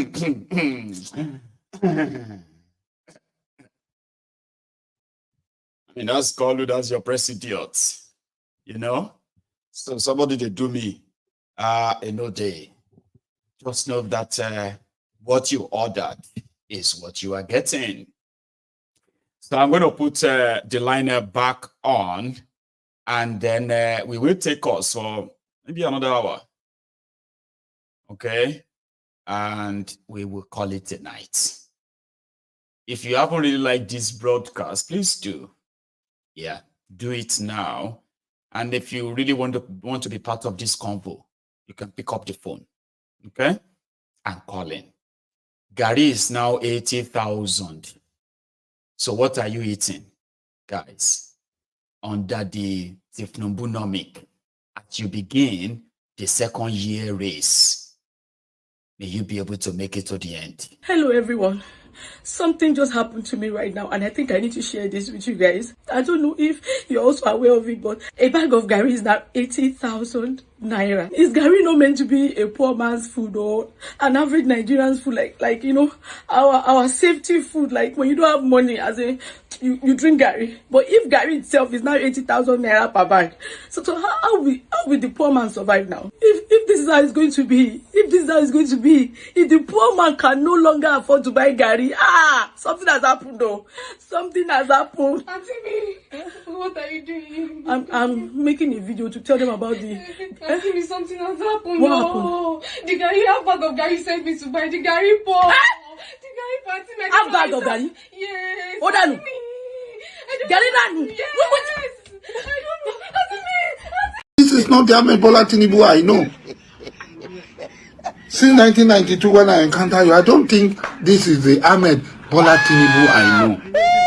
That calls me his friend, and I call him my friend, and calls me my son, and I call him my father. This is not the Ahmed Bola Tinubu I know.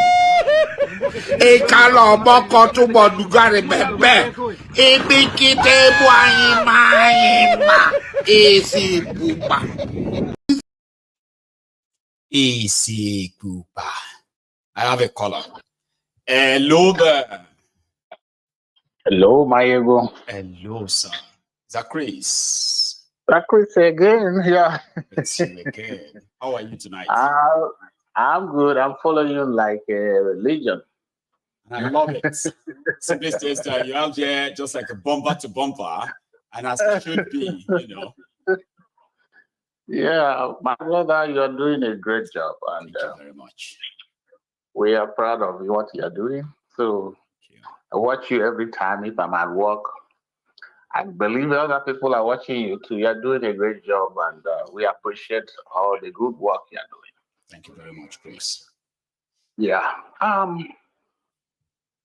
The other day I was watching doing ooccupy on Rise News. And he was telling the presenter how he told Peter that they're not going to win. And I asked myself, I said, look at, this is not the doing I know. You showed his picture on one of your programs. He has demonstrated so much. Yeah. He said he's suffering from cancer also, not sure. Yeah, he's not healthy. And I said, if this man can still support Tinubu, at this time he's diminishing health-wise. I don't know what is left. If he can still talk about, to get favor or whatever, maybe make what exactly is he looking for? Exactly what is he looking for at this age and the health situation? Yes. He told Peter they are not going to. He know Peter won. He said he told Peter that even if he wins, they will not give him. Exactly. Imagine having that kind of mindset. You knowing the outcome of an election that is yet to happen. That's a rigged system. It is. And that's what they want us to believe. For him to now turn around and say Tinubu is like a Jesus Christ. Exactly. That's a blasphemy. A blasphemy. Blasphemy. And these idiots, I don't know what they take us for. That over 400 million Nigerians are fools. And they're blindfolding everybody every day, lying. I watched some of Tinubu's speeches wherever he goes. He looks like he's still campaigning. He grabbed the election, he stole it. Yeah. It's time to govern. And he's still in a campaign mode. Each time I watch this, I say, is this one for the next 4 years or what? Or is this for this governance we are expecting him to, give? He has his eye on the next one, and he will do anything to make that happen. Yeah, exactly. He's already applying for the next one. Yes, sir. When he's done nothing except damage to the rest of country. And anybody who's supporting this evil, even though people are feeling the heat, but they are not doing enough yet to make it known to the APC that 2027 is not going to be as usual. If everybody, Nigerians are relaxing, following them sheepishly to the Golgotha, I don't know. They're going to slaughter everybody before 27. And those who are left, all they have to do is to tell them what they wanted them to do, or they will be killed, like those who were stopped. Exactly. So they see us as the problem. And they are the problem. Those who are speaking out are the problem. They are the reason why Nigeria is not working. Yes. But they would like us to see that those of us who are speaking up are their problems, because we are trying to ask people to demand for their rights. And by them demanding for those rights simply means that today the criminal leaders will be sacked. And that is us. That is on us. They say we are the ones who wants to trigger these people to tell them to do the right thing. And asking them to do the right thing is going to be very violent. Why must it be violent to do the right thing for people, Chris? I don't know. It's a simple. They have not come to do anything than to destroy and to fill their pockets. Telling us that Tinubu was the rich, he had everything, and what does he want from the presidency that to make Nigeria great? We have seen the greatness. We are seeing it too. Now they are blaming us that we are the ones who is wishing him to fail. That is why he is failing. Like, seriously? He signed up to fail, and he's failing he's failing everything. I know. Chris, thank you so much. All right. Another one, sir. Enjoy the rest of the weekend. Tomorrow's Saturday. All right, thanks a lot so much, sir. Now that's Chris, ladies and gentlemen. Here is another caller. I don't know if I got you. Did I get you? Hello. Yes, hello. Hello, sir. Hello. Hello. Good evening, Mayego. Good evening to you. Yeah, this is Ralph Obi from Spain. Say that again. Ralph Obi from Spain. A man from where? Sorry, I didn't get that. No, my name is Ralph Obi from Spain. Thank you. Just give me just one, right? I know you said you are from Spain, right? I just wanted to grab that first one. I hate missing it. I'm so sorry. I had to make you repeat yourself, okay?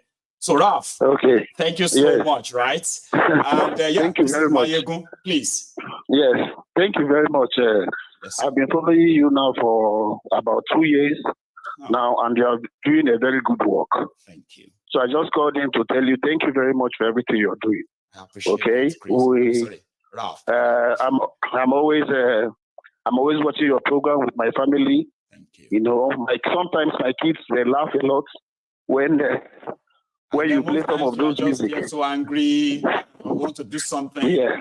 But that's fair. Yes. You know something, Ralph, right? Many people have, not many, because I have had people who have said that sometimes they get too emotional, some level of and to some point they tell themselves to stop watching if they want to keep their sanity, right?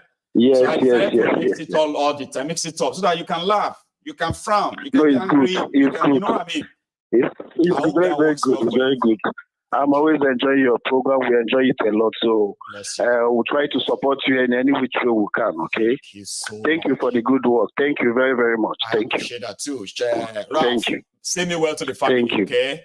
Now, that is a Ralph, ladies and gentlemen. Like, you can call me to say thank you to me too. Like, say your thank you to me when I'm still alive, so that it won't be like when I am dead. When I go come, they write about me. Oh my God, you see that Mayegun? Remember that Mayegun? Oh, it was such a. So say it to me if you can now. I will appreciate that. I want to try and see if I could. Oh, I'm gonna ask Ralph to help me cut that off. However, give me a sec. Okay, I think that's me sorted it now. Now the line is opened again. Here, hello. Hello there. Can you hear me? Yeah, hello, Michael. Hello, sir. How are you? I'm fine, thank you. How are you doing? I'm very well, sir. Thanks for asking. Yeah, you're looking fine. Thank you. Anyway, I'm calling from London. My name is Kalu. Wow. If you remember, I called, I think, about a long time ago, a bit after Tinubu first joined in, after the first, I think, after 3 or 4 months, I did tell you that Tinubu is going to mess up with the North. I mean, he's going to mess them. He's going to mess. Continue talking right now. I'm going to recollect everything, but keep going, Baba. Yeah. He's going to remember. Go on. I told you he was going to mess up the northern oligarchy, that he's going to mess them up to the point where the North will not have the same power they had again. I remember. I remember now. Because he had to play to their gallery to be able to win. He made them believe that he was stupid. And they actually were timing him with Shetima. I remember you were the one who said that Tinubu was like faking it. You are not saying it's so healthy, but it's not that stick, the way he make it look during the campaign. And he was able to deceive them in the North because they felt like maybe it's just going to be a temporary thing. I remember you now, Baba. I do. Yeah. And he's going to do it. And he's playing out now. They said he's a one-term president. As if to say they were the one who made him president, though.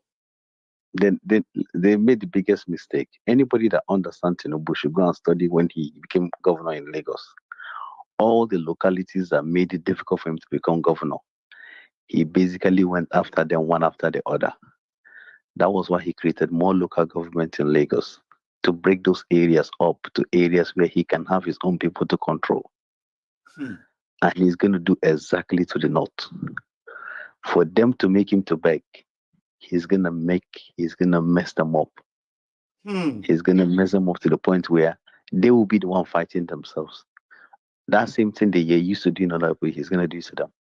He's done it to them in Kano already. They've started in Kano. He's gonna mess up that Kano emirate. He's just gonna keep them there fighting, distracting them till he gets what he wants. If they refuse to give him what he wants, he's gonna give the American army base in the North to help perpetuate him in power for the next 4 years. Wow. And you see that thing he's saying he's going to go back to regional system. If push comes to shove, they refuse to listen, he's going to make sure he does it just to piss them off, to let them know that I will never beg you again. And now, I strongly believe that the way the whole thing has acted out so far, yeah, I believe that's the case, because if you notice something, for the first time in the history of Nigeria, a government passed a law with nobody even knowing when he was voted for, how he was voted for, how he was assented to. You just hear it in the media. Back in the day when Jonathan was trying to do things the right way, they would be the not to come outside and start threatening. You know. If it was before, they will tell you there's going to be a coup or something. Let them try it now. He has retired all their military generals. And he's going to mess them up to the point where they will regret ever supporting him. It's either Tinubu boys take over the North or the North go into pieces. That is how he operates. Wow. Wow. You know why I'm actually like a wow, now like an ambulance, Baba? It's because I remember you now. And this was so early. It was so early last year when you said something like this. And you just said it casually too. Like, I said it because I grew up in the barracks. And when I was in barracks, after Abacha, Tinubu came in. After Tinubu came in as a governor, after Marwa them time, he changed Lagos to make it to his own way. Yes. And that's why Tinubu started cutting Lagos from the senatorial zone to how he wanted, to where he wanted, to who he wants to control. He made sure Lagos was broken to the point where even when he's sleeping, he can pick up a phone and call this street and want this street, he will get it. That is what he's doing. Bringing in Wike now to the center, he needs somebody that can take the heat. He doesn't need Wike right now. You watch what he's going to use Wike to do. Wike is going to be the person Wike is going to be his own Emefiele. He's going to use Wike and destroy every power that did not have in FCT. Now, when he's finished with them, he will send Wike out. He will not throw him away. Wike is going to be like his deputy governor when he was in Lagos. He's the only person who used more than 2 deputy governors in 8 years. Remy Bokno. He's going to use, as we use Remy Bokno, when you finish, you throw Wike aside. By the time you finish with Wike, Wike will be irrelevant again. He's no longer going to be relevant in FCT, neither is going to be relevant in the South, because by then, all his political power has been used up. That he will leave him there. And then he will leave him hanging. That without him going there to kiss the ass of thiefnubu, it will remain irrelevant and nothing. Thank you. Hi, I like that. Now, he's never going to attack the Sultan of Sokoto. Sultan of Sokoto is the strongest traditional ruler in the north. Yes. The next one is the Emir of Kano. He's messing them up in Kano. If Sultan of Sokoto mistakenly say a word against what he's doing there, now you have a reason to destroy that man. He's just playing them. He's poking them the same way they messed him up. You know what he means for somebody that is pushing him everywhere, and he was going everywhere like Dimumu. They even told him that if he wanted their support, he must pick a Muslim, and he did, just to satisfy them. Just to satisfy them. And now he's going to deal with them. Yeah. Do you remember that I said something when somebody said that Shetima is a dangerous person? I said a lot of you are pretending that you don't know thiefnubu Abi. Instead of all of you to be worried for thiefnubu, because of Shetima, I will advise you it's going to be the other way around. Be worried for that young man. There's nothing wrong if a plane crash happens. It's been a long time that will kill the vice president, right? There's anything that can happen. And that your Shetima can be up the scene like that. What happened to Williams, Funshaw Williams? Will probably was going to be the fate of Shetima and Erufai. Make it look like an accident. Even Erufai that is running his mouth, it will soon find out. Shetima and Erufai are probably going to end up like Funshaw Williams. They will die, or Bola Igesta. They will die. You will know they killed them, but you will never be able to do anything. You will not be able to find the calculation of how it happened. You can point a finger at whoever you want to point a finger. Keyamo was not the one fighting against Tinubu when Bola Ige died. He's not working for Tinubu now. He's there. He's going to mess them up. When he finished them, the North would regret ever supporting Tinubu. Like I tell people, if Peter Obi had won and did what this Tinubu is doing, the whole country would have been up in smoke by now. There will be smoke. But they cannot do that because Tinubu, and also this national anthem changes that he's doing, people don't realize one thing. Tinubu came in first day, he said subsidy is gone. It's a sign to tell them we have captured the state. One. After 1 year, we are still in charge. That is why we change the national anthem. Next year, he will change something to tell the people that he's working with, we are still in charge.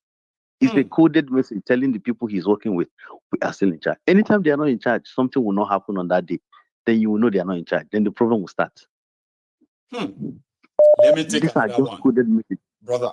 And you do it, it's so obvious that he's doing something, but you will not know what he's doing. I do believe that all of this is just a mean to an end. People haven't seen the end itself. And the end is going to be so brutal that a lot of people would have been like chained down and hold down against their wills. And they will just have to watch the whole thing play out. Baba? Yes, so until he achieves what he wants. If he doesn't achieve it, it's either Nigeria becomes like Lagos, where he controls everything with his men, or they break it up. This bill they are passing, they are not willing to pass it. They are not going to pass it. So practically, it's actually like intentionally dropping this to say, if all of you threaten me, then we can actually go regionalism or break up Nigeria and dare anything that will happen. You either keep your mouth and shut up and stay where let me spend my time and do what I want, or you lose it all. That's all. That's just it. I'll take another one. Thank you so much for that. From your own point of view, I do have another caller here. Hello there. Hello, my good. How are you? I am very well. Kenneth. Yes. It's been a very long time. Something must have prompted you to say, I'm going to call tonight. I have to. I've been following, watching, listening to every members of the platform. It is absolutely awesome. But I've just been so busy, so that's why. Sorry about it. I can imagine. Good enough. You have a minute or two to share with us on the program, please. Yeah. So, like your last caller said, everything is captured, my ego. Everything has been captured.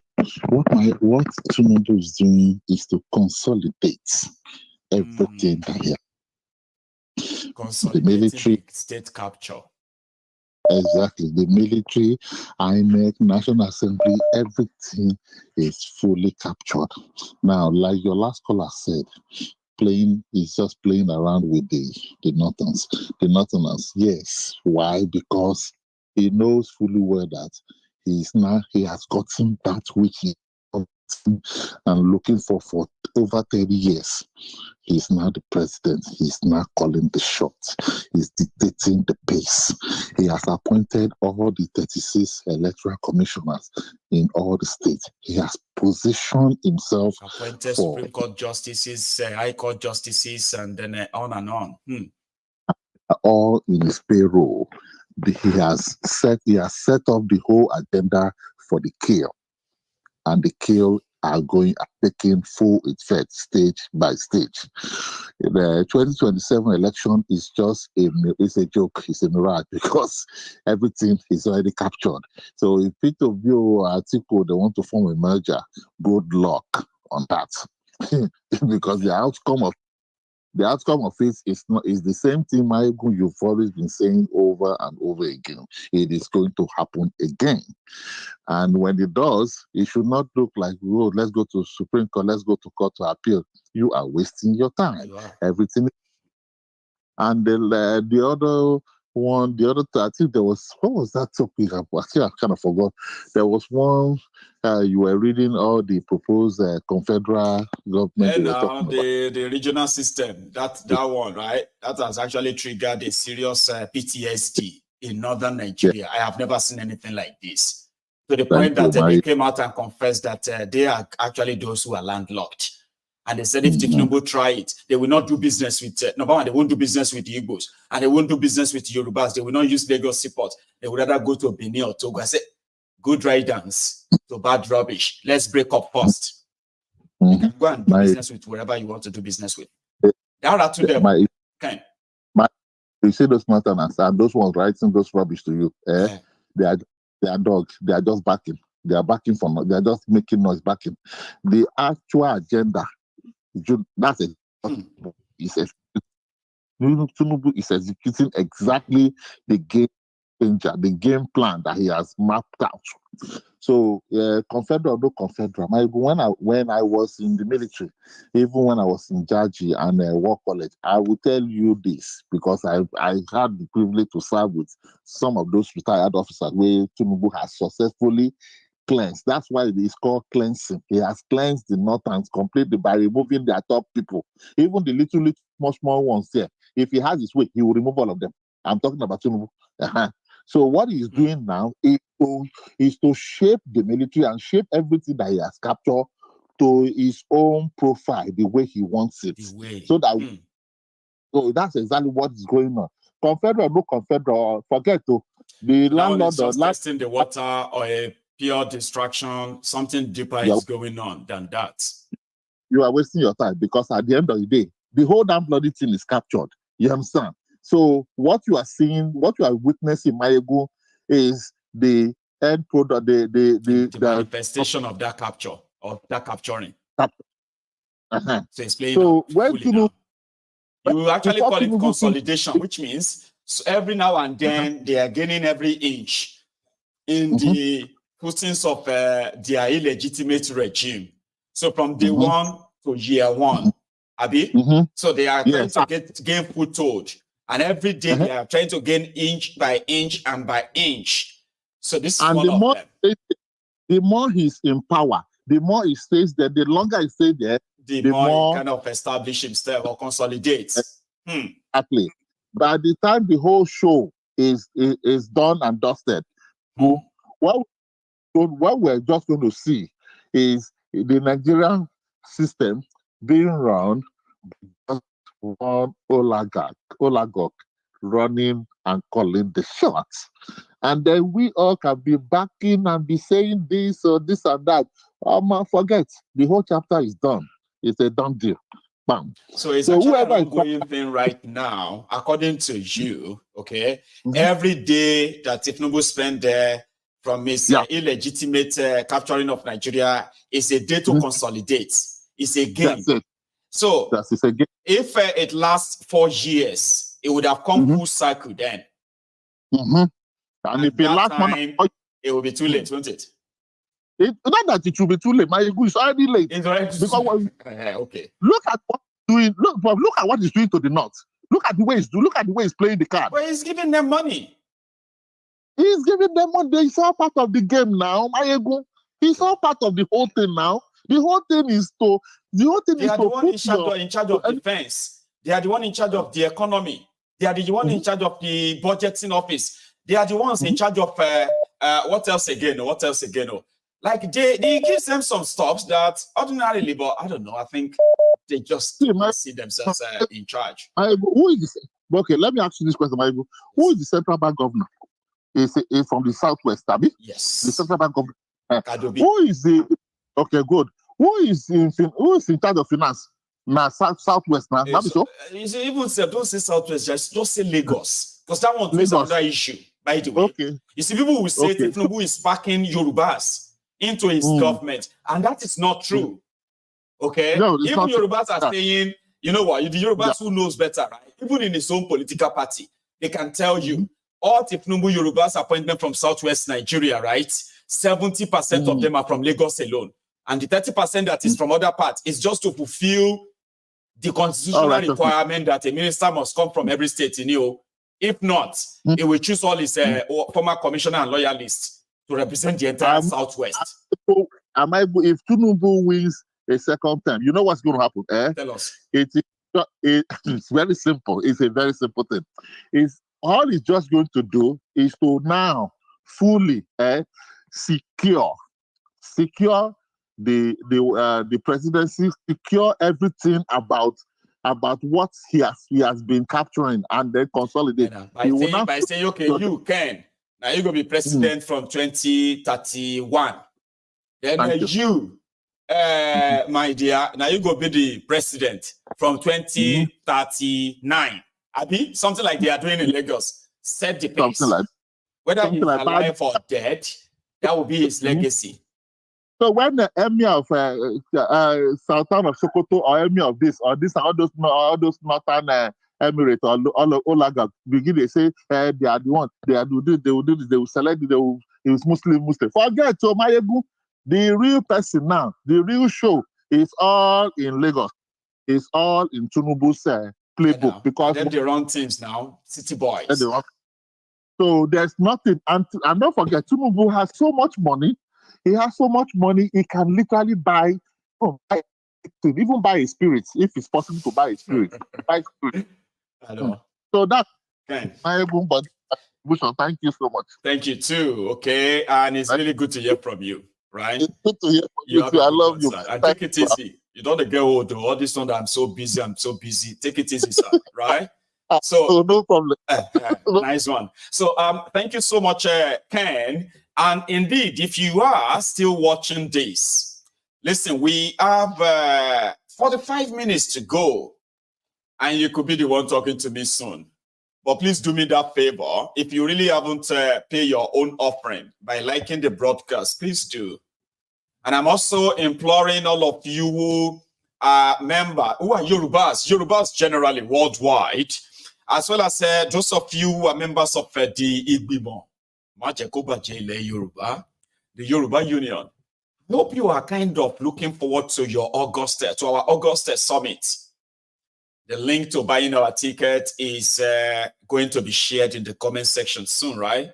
So also, we are working on getting a proper hotels with best discounts for all of our interested participants. You should try and be part of that and be part of the summit of showcasing the Yoruba, the Yoruba's togetherness, as well as discussing the issues affecting the Yoruba land and the Yoruba people in Nigeria today, starting from the economy straight up to family, security, as well as, governance too.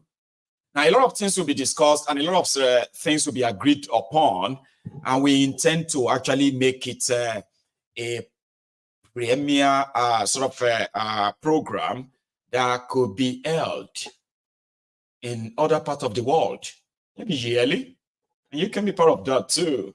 So book your trip to Glasgow. You are mostly going to, you're going to love it. So to say, that's what I want to say. You are going to love it. Now, when I say love it, I mean, you need to have a plan of coming down to Glasgow. And if you are in the UK, if you are from outside the UK and you are currently in the UK, or you have a trip to UK in August, how about you plan of spending like 2-3 days in Glasgow, meeting other Yorubas from all over the world that are also converging here at the Yoruba Union Summit in Glasgow from 23rd of August to the 25th of August. So here, I have another caller. Hello there. Hello, my good general. Pola Penga. Brother, how are you? Yes, I'm doing fine. How are you, my good? Well, I'm very well. Just like, as usual, same old, busy, but not complaining. Yeah, I wanted to add, contribute on the last two callers. I don't know if you can remember the last time I called you. I told you that thiefnubu killed Future Williams. And that's your last caller. I know. Yes, that guy also told you the same thing. That's because, right. I was born and raised in Lagos. Yeah. And Tinubu, I told you before that his way of governance is like a cartel, a court. Court is in school. I know. So he is now the leader. He will appoint the second in command, which is Ababiole. Not even this terrorist. No, not even that man from North. Not even shitty man. The second in command, believe me, is Ababiole. The Robert Some people believe that it is actually Gbajabiamila Amole that is the de facto president. He is the one running things as we speak. But well, you may have your own theory. Go ahead. Thank you. Yes, so that is how it's just like cartel. And Tinubu is a drug leader. And drug, they knows how to start deal. And all they know as well is loyalty. Once you are loyal, that's all that matters. Yes. Everything else doesn't. Yes. Okay. So if somebody who is loyal to them is a criminal, they will protect him against you, who is honest and not loyal. So they don't want anybody without loyalty. So loyalty to thiefnubu is all that matter, not loyalty to Lagos State or loyalty to Nigeria. That's the criteria. Yes. Go on. Yes. You know, MJ, I will take like maybe 1 minute or more, but what I want to say again is that thiefnubu don't care about the starvation going on in Nigeria. He believes that he's doing something. If the masses feel that thiefnubu is not working, he will just do something that has been along the process. He will just change it. It will look as if thiefnubu's name is there. He believes in that name. Like whenever you see him addressing people, you will see him like he's so proud of himself. He's so proud that he's in power. He's in charge. Yes. He's so proud. I'm telling you, whenever I put on thiefnubu video on your program, what I see him is a proud man. Not even a man that wants to walk. No, I want to see the country walking. No, it's like a man that is living his fantasy. Okay. Yes. A fantasy of how is it going to be like if I am president? And now he is the president. It's not about doing the job. It is about saying, I'm the president. Now inside Asorok with this, so it's not Asorok, it's the president. That feeling. Oh dear. Yes. Okay. So am I the president? Say you are the president, sir. Give me the document. Let me sign. I say, okay, sir. Please, sir, Mr. President. Exactly. You just call me Mr. President and say, yes, you are Mr. President. So, they're along. And they still God, kind of. I get you. Yes. So, my good Nera, the last point I want to make is I will take us like last 2 days program. You see that landmark? You see landmark. I told you that thiefnubu is out for those that didn't vote for him. You know, and he's trying to get rid of them in Lagos State so that 2027 election will not be a problem for him. He's trying to level the whole ground for his people. You understand me? So thiefnubu is not going to give up. He must complete it 8 years. He must complete that 8 years. The people if they can stop him, but it is kind of being believed right now that that's not going to happen. Yeah, but we are because going to see what will happen. The other they're against him. They're against him, so they will cut him off. They have already called him one-time president. That's what they are calling him now. They say he's a one-time president. He hates the North. He deceived them. Now they will make sure that they never repeat the mistake again. I laugh. Never. So thiefnubu, just like he did in Lagos, he has bought the judiciary from Supreme Court. He has given them excess cash. So they are not lacking anything. So whatever he told them, they will do. Of course now. Whatever he told them, they will do. Thiefnubu is a cartel leader. Thiefnubu is a cartel leader. It's like a cultist. He's their boss. So everybody is under him. But the people under him, he will benefit them. They will never lack. So that he can be able to get what he wants at the right time. Whenever I need that thing, you will get it. Whenever I need that thing, you will get it. Whenever I need it, because he's also supplying their own needs. Now, no, Tinubu he has always been like that, okay? He will steal. Yes. And he will let you steal. Let me tell you thiefnubu speak. Do you want to know how thiefnubu speak work? Pulapenga, right? Thiefnubu is like this. Okay? He's a cartel leader, like you said, but it's a different one, okay? So thiefnubu will say, how much did we make from government this month? They will say, Oga, we made 100 naira this month. So thiefnubu will now say, how many are you, all of you? They will say, we are 10, sir. So you see, you are my disciples. Now you did this work to bring this 100 naira. Okay, today. But you know something? I am not interested in the money. No. Yes. You know what? The 10 of you, you take it 10 naira each. And give me whatever is in your mind that you think I deserve, you can give me. But I'm not going to take anything. Can you imagine? We took the money to Oga. Oga said we should share it. Nisha, he did not even take a kobo. It was us that now agreed to give him 2 naira from our money. Yes. So from my own 10 naira, I gave him 2 naira. I took 8 naira. Eh? Are you sure? All of us, we did 10 of us, we gave him 2 naira. And we took 8 naira. You won't believe it. So to them, he's a very fair guy. But guess what? Yes. The 10 of them has given him 20 naira, and they are taking 8 naira each. He himself has taken 20. So that's how they. So next time they want to do more to impress him. That's how Tinubu always win his loyalists. Yes. Yes. And that's his leadership. And the MJ. Yes. My general, the general, see, you see what happened to Funshaw Williams? It will happen to shitty man. And those that will ever try to raise up their shoulder against Tinubu. He's watching them. He's watching them. I mean, he has people watching them. He has people watching them, personal people watching them. Now people they try to make president of Nigeria look like because the people who look like dummy are the president, but it's not the president, it is the office. He can spy, he can spy on anybody. They have all it takes. They can make anybody disappear. Even outside Nigeria, they have all it takes. But you know something, right? See,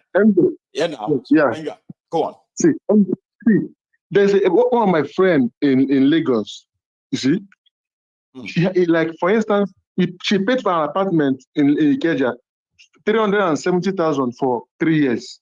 But right now, she want to renew the same house just 1 year after Tinubu came into the office.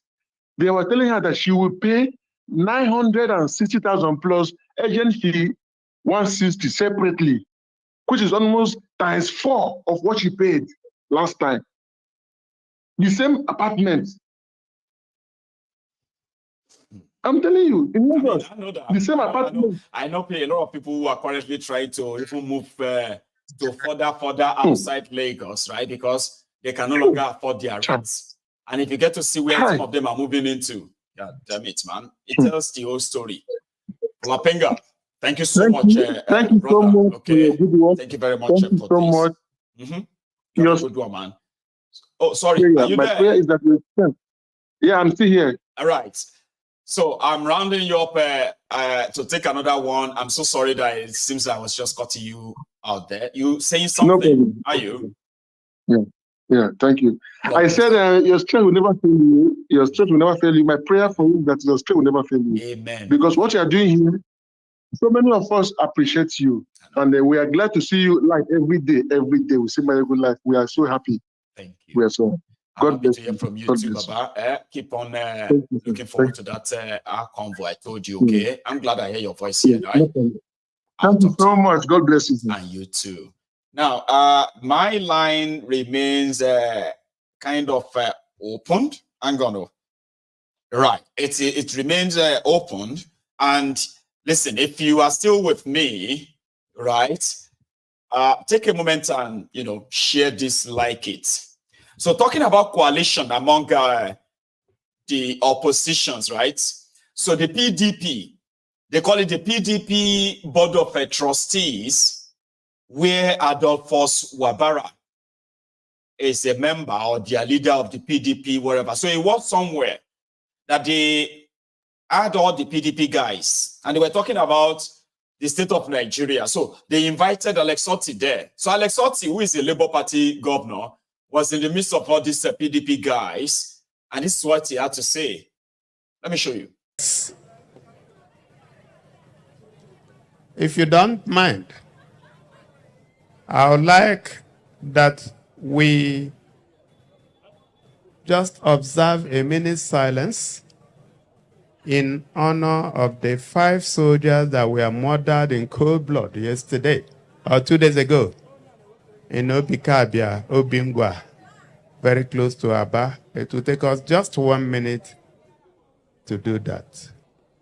May their gentle souls and the souls of other faithfully departed continue to rest in the bosom of the Lord. Distinguished ladies and gentlemen, it is a difficult thing for me to be here today in view of the mourning that criminal elements put us into. I had planned to start this celebration with you and end it with you.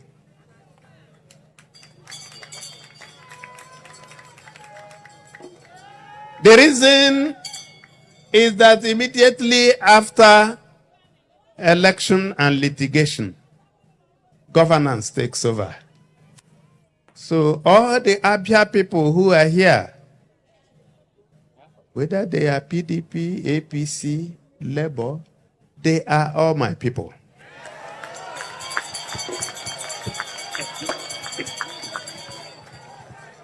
You may have known that our government is a government without discrimination. If you live in Abia, you are from Abia. And that is why we have given appointments to people who don't come from here. For the first time in the history of Abia State, an Edo man is a permanent secretary. We're Abia. And that is why we have given appointments to people who don't come from here. For the first time in the history of Abia State, an Edo man is a permanent secretary. We recognize that we are all one and the same people. And when distinguished Senator Adolphus Wabara was going to be honored, I convinced myself, even if you didn't invite me, I'll be here. But thank God I was invited. And I said, I must be here. So I'm here with distinguished Senator Darlington Wokocha, my brother. And then someone that is very close to Senator Adolphus Wabara was going to be with me, Mr. Chidi Onyukwu Ajebu, former president of ICAN. But I had to ask him to go represent me somewhere so that I'll be here. So distinguished Senator Chidi Ajebu is here in spirit. I want to say thank you to PDP for recognizing our son. And that recognition is merited. Anyhow you slice and dice it, Senator Adolphus Wabara is a good man. And he is not tribalistic. He can be partisan, but he knows the difference between good and evil. And whenever you give him authority and responsibility, as his governor, I can give a guarantee that he will do it well. So I can assure. So the bottom line, Shai, is that if Labour Party and PDP are going to march together, it's not going to be a hard one to do. Others believe it is already too late. It's complicated though. But there was Alex in Abia where they hosted Adolphus Wabara, the PDP Board of Trustee chairman. Let's move on from this. So I kind of want to call it a night. We've had like an hour chat. And yes, it's been a long day, so to say. I'm going to call it a night. That's what I'm trying to do.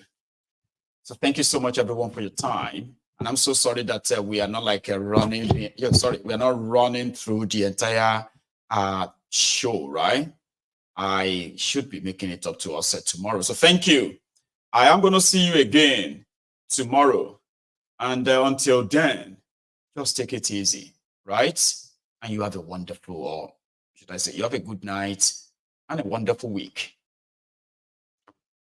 Odaro.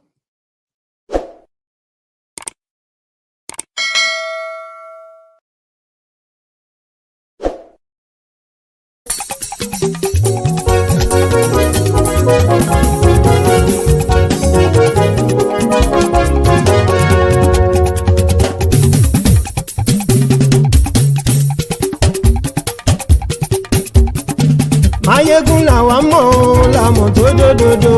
Mayegun dayari Ayíbi nàmbà 1. Mayegun làwa mọ̀ káwọn tó jódodo. Máyégún dáyàrí náírà nọ́mbà wán. Máyégún ti dé o ọ̀rẹ́ ará ìlú. Máyégún dáyàrí náírà nọ́mbà wán. Lórí Facebook lórí YouTube. Máyégún dáyàrí náírà nọ́mbà wán. Gbogbo bó ṣe ń lọ ni Máyégún já wa sí. Máyégún dáyàrí náírà nọ́mbà wán. Àṣírí ọ̀jẹ̀lú kì í bò níbẹ̀ o. Máyégún dáyàrí náírà nọ́mbà wán. Bó bá ṣe eré àní Máyégún máa wí. Máyégún dáyàrí náírà nọ́mbà wán. Ó sì tún ṣe eré wàá gbọ́ níbẹ̀ o. Máyégún dáyàrí náírà nọ́mbà wán. Máyégún dáyàrí pòlítíkò. Máyégún dáyàrí náírà nọ́mbà wán. Godfatherism kò sí lọ́rọ̀ Máyégún. Máyégún dáyàrí náírà nọ́mbà wán. Ẹ farabalẹ̀ sẹ́ o kẹgọ́rọ̀ lẹ́nu o. Máyégún dáyàrí náírà nọ́mbà wán. Àní Máyégún làwa mọ̀ tó dódòdó. Máyégún dáyàrí náírà nọ́mbà wán.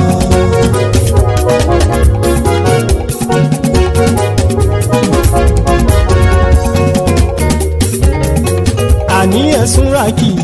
Máyégún ti dé. Máyégún ti dé. Ọ̀jẹ̀lú ẹ̀sùn ràkì. Máyégún ti dé. Àní ẹ̀sùn ràkì. Máyégún ti dé. Lórí Facebook. Máyégún ti dé. Àní ẹ̀sùn ràkì. Máyégún ti dé. Lórí YouTube. Máyégún ti dé. Àní ẹ̀sùn ràkì. Máyégún ti dé. Bọ́ bàbá gbé wúrẹ́.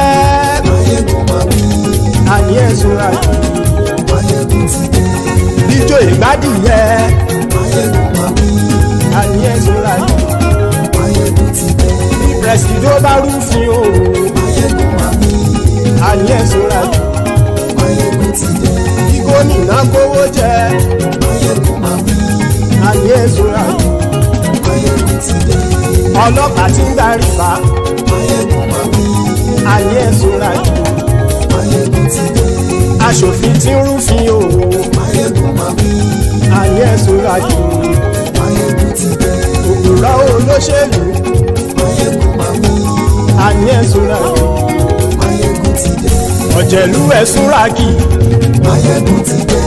Àní ẹ̀sùn ràkì. Máyégún ti dé.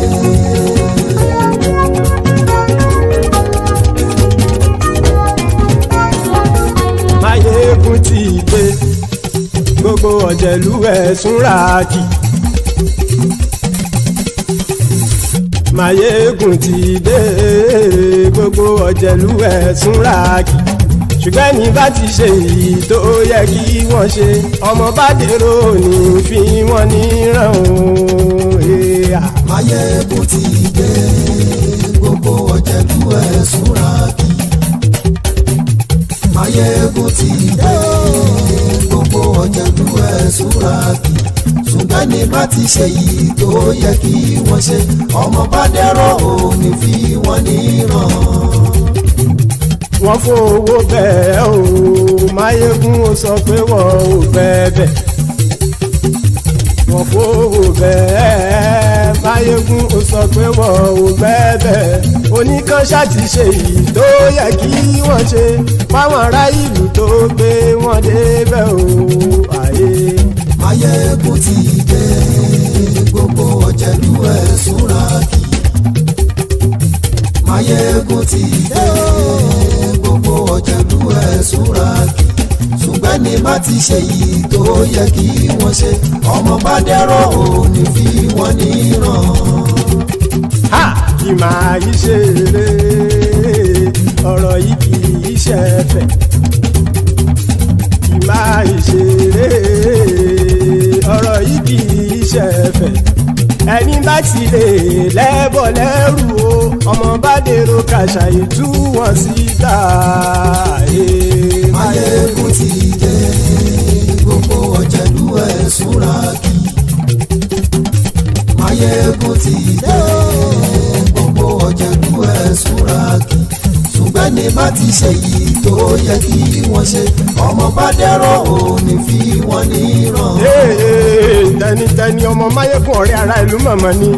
ó fọlọ́run ṣọ́ ẹ̀ bá kìlẹ́bù lóòótọ́ olódodo ìlú ọ̀tá ìlú mọ̀mọ́ ni ìwọ ṣá máa ń ṣọ́ra kò sì mọ́ bẹ̀rù bọ́tà ń lè rí bóníṣègùn lé káwọn mọ̀mọ́ fi ṣera wọn ni ó ti dẹrùn tí wọn ò gbọ́dọ̀ sì mọ́ bẹ̀. èèpo ọ̀bọ lọmọ bá dérò tàjẹ́ ò gbọ́dọ̀ jẹ́ ó ti dọba lórí àbínú ẹni kò sì mọ́ bùyà àìsíwọ́lu ní ẹnìkẹ́ ìgbódì ẹyin lábàrá o ó kó ẹni tó bá dán wò á kàmù máyé ń ti dé gbogbo ọ̀jẹ̀lúwẹ̀ túnra kì Mayegun ti dé gbogbo ọ̀jẹ̀lúwẹ̀ túnra kì o ẹni bá ti ṣe yìí tó yẹ kí wọ́n ṣe ọmọ bá dèrò òní fi wọ́n níran o. Mayegun ti dé gbogbo ọ̀jẹ̀lúwẹ̀ túnra kì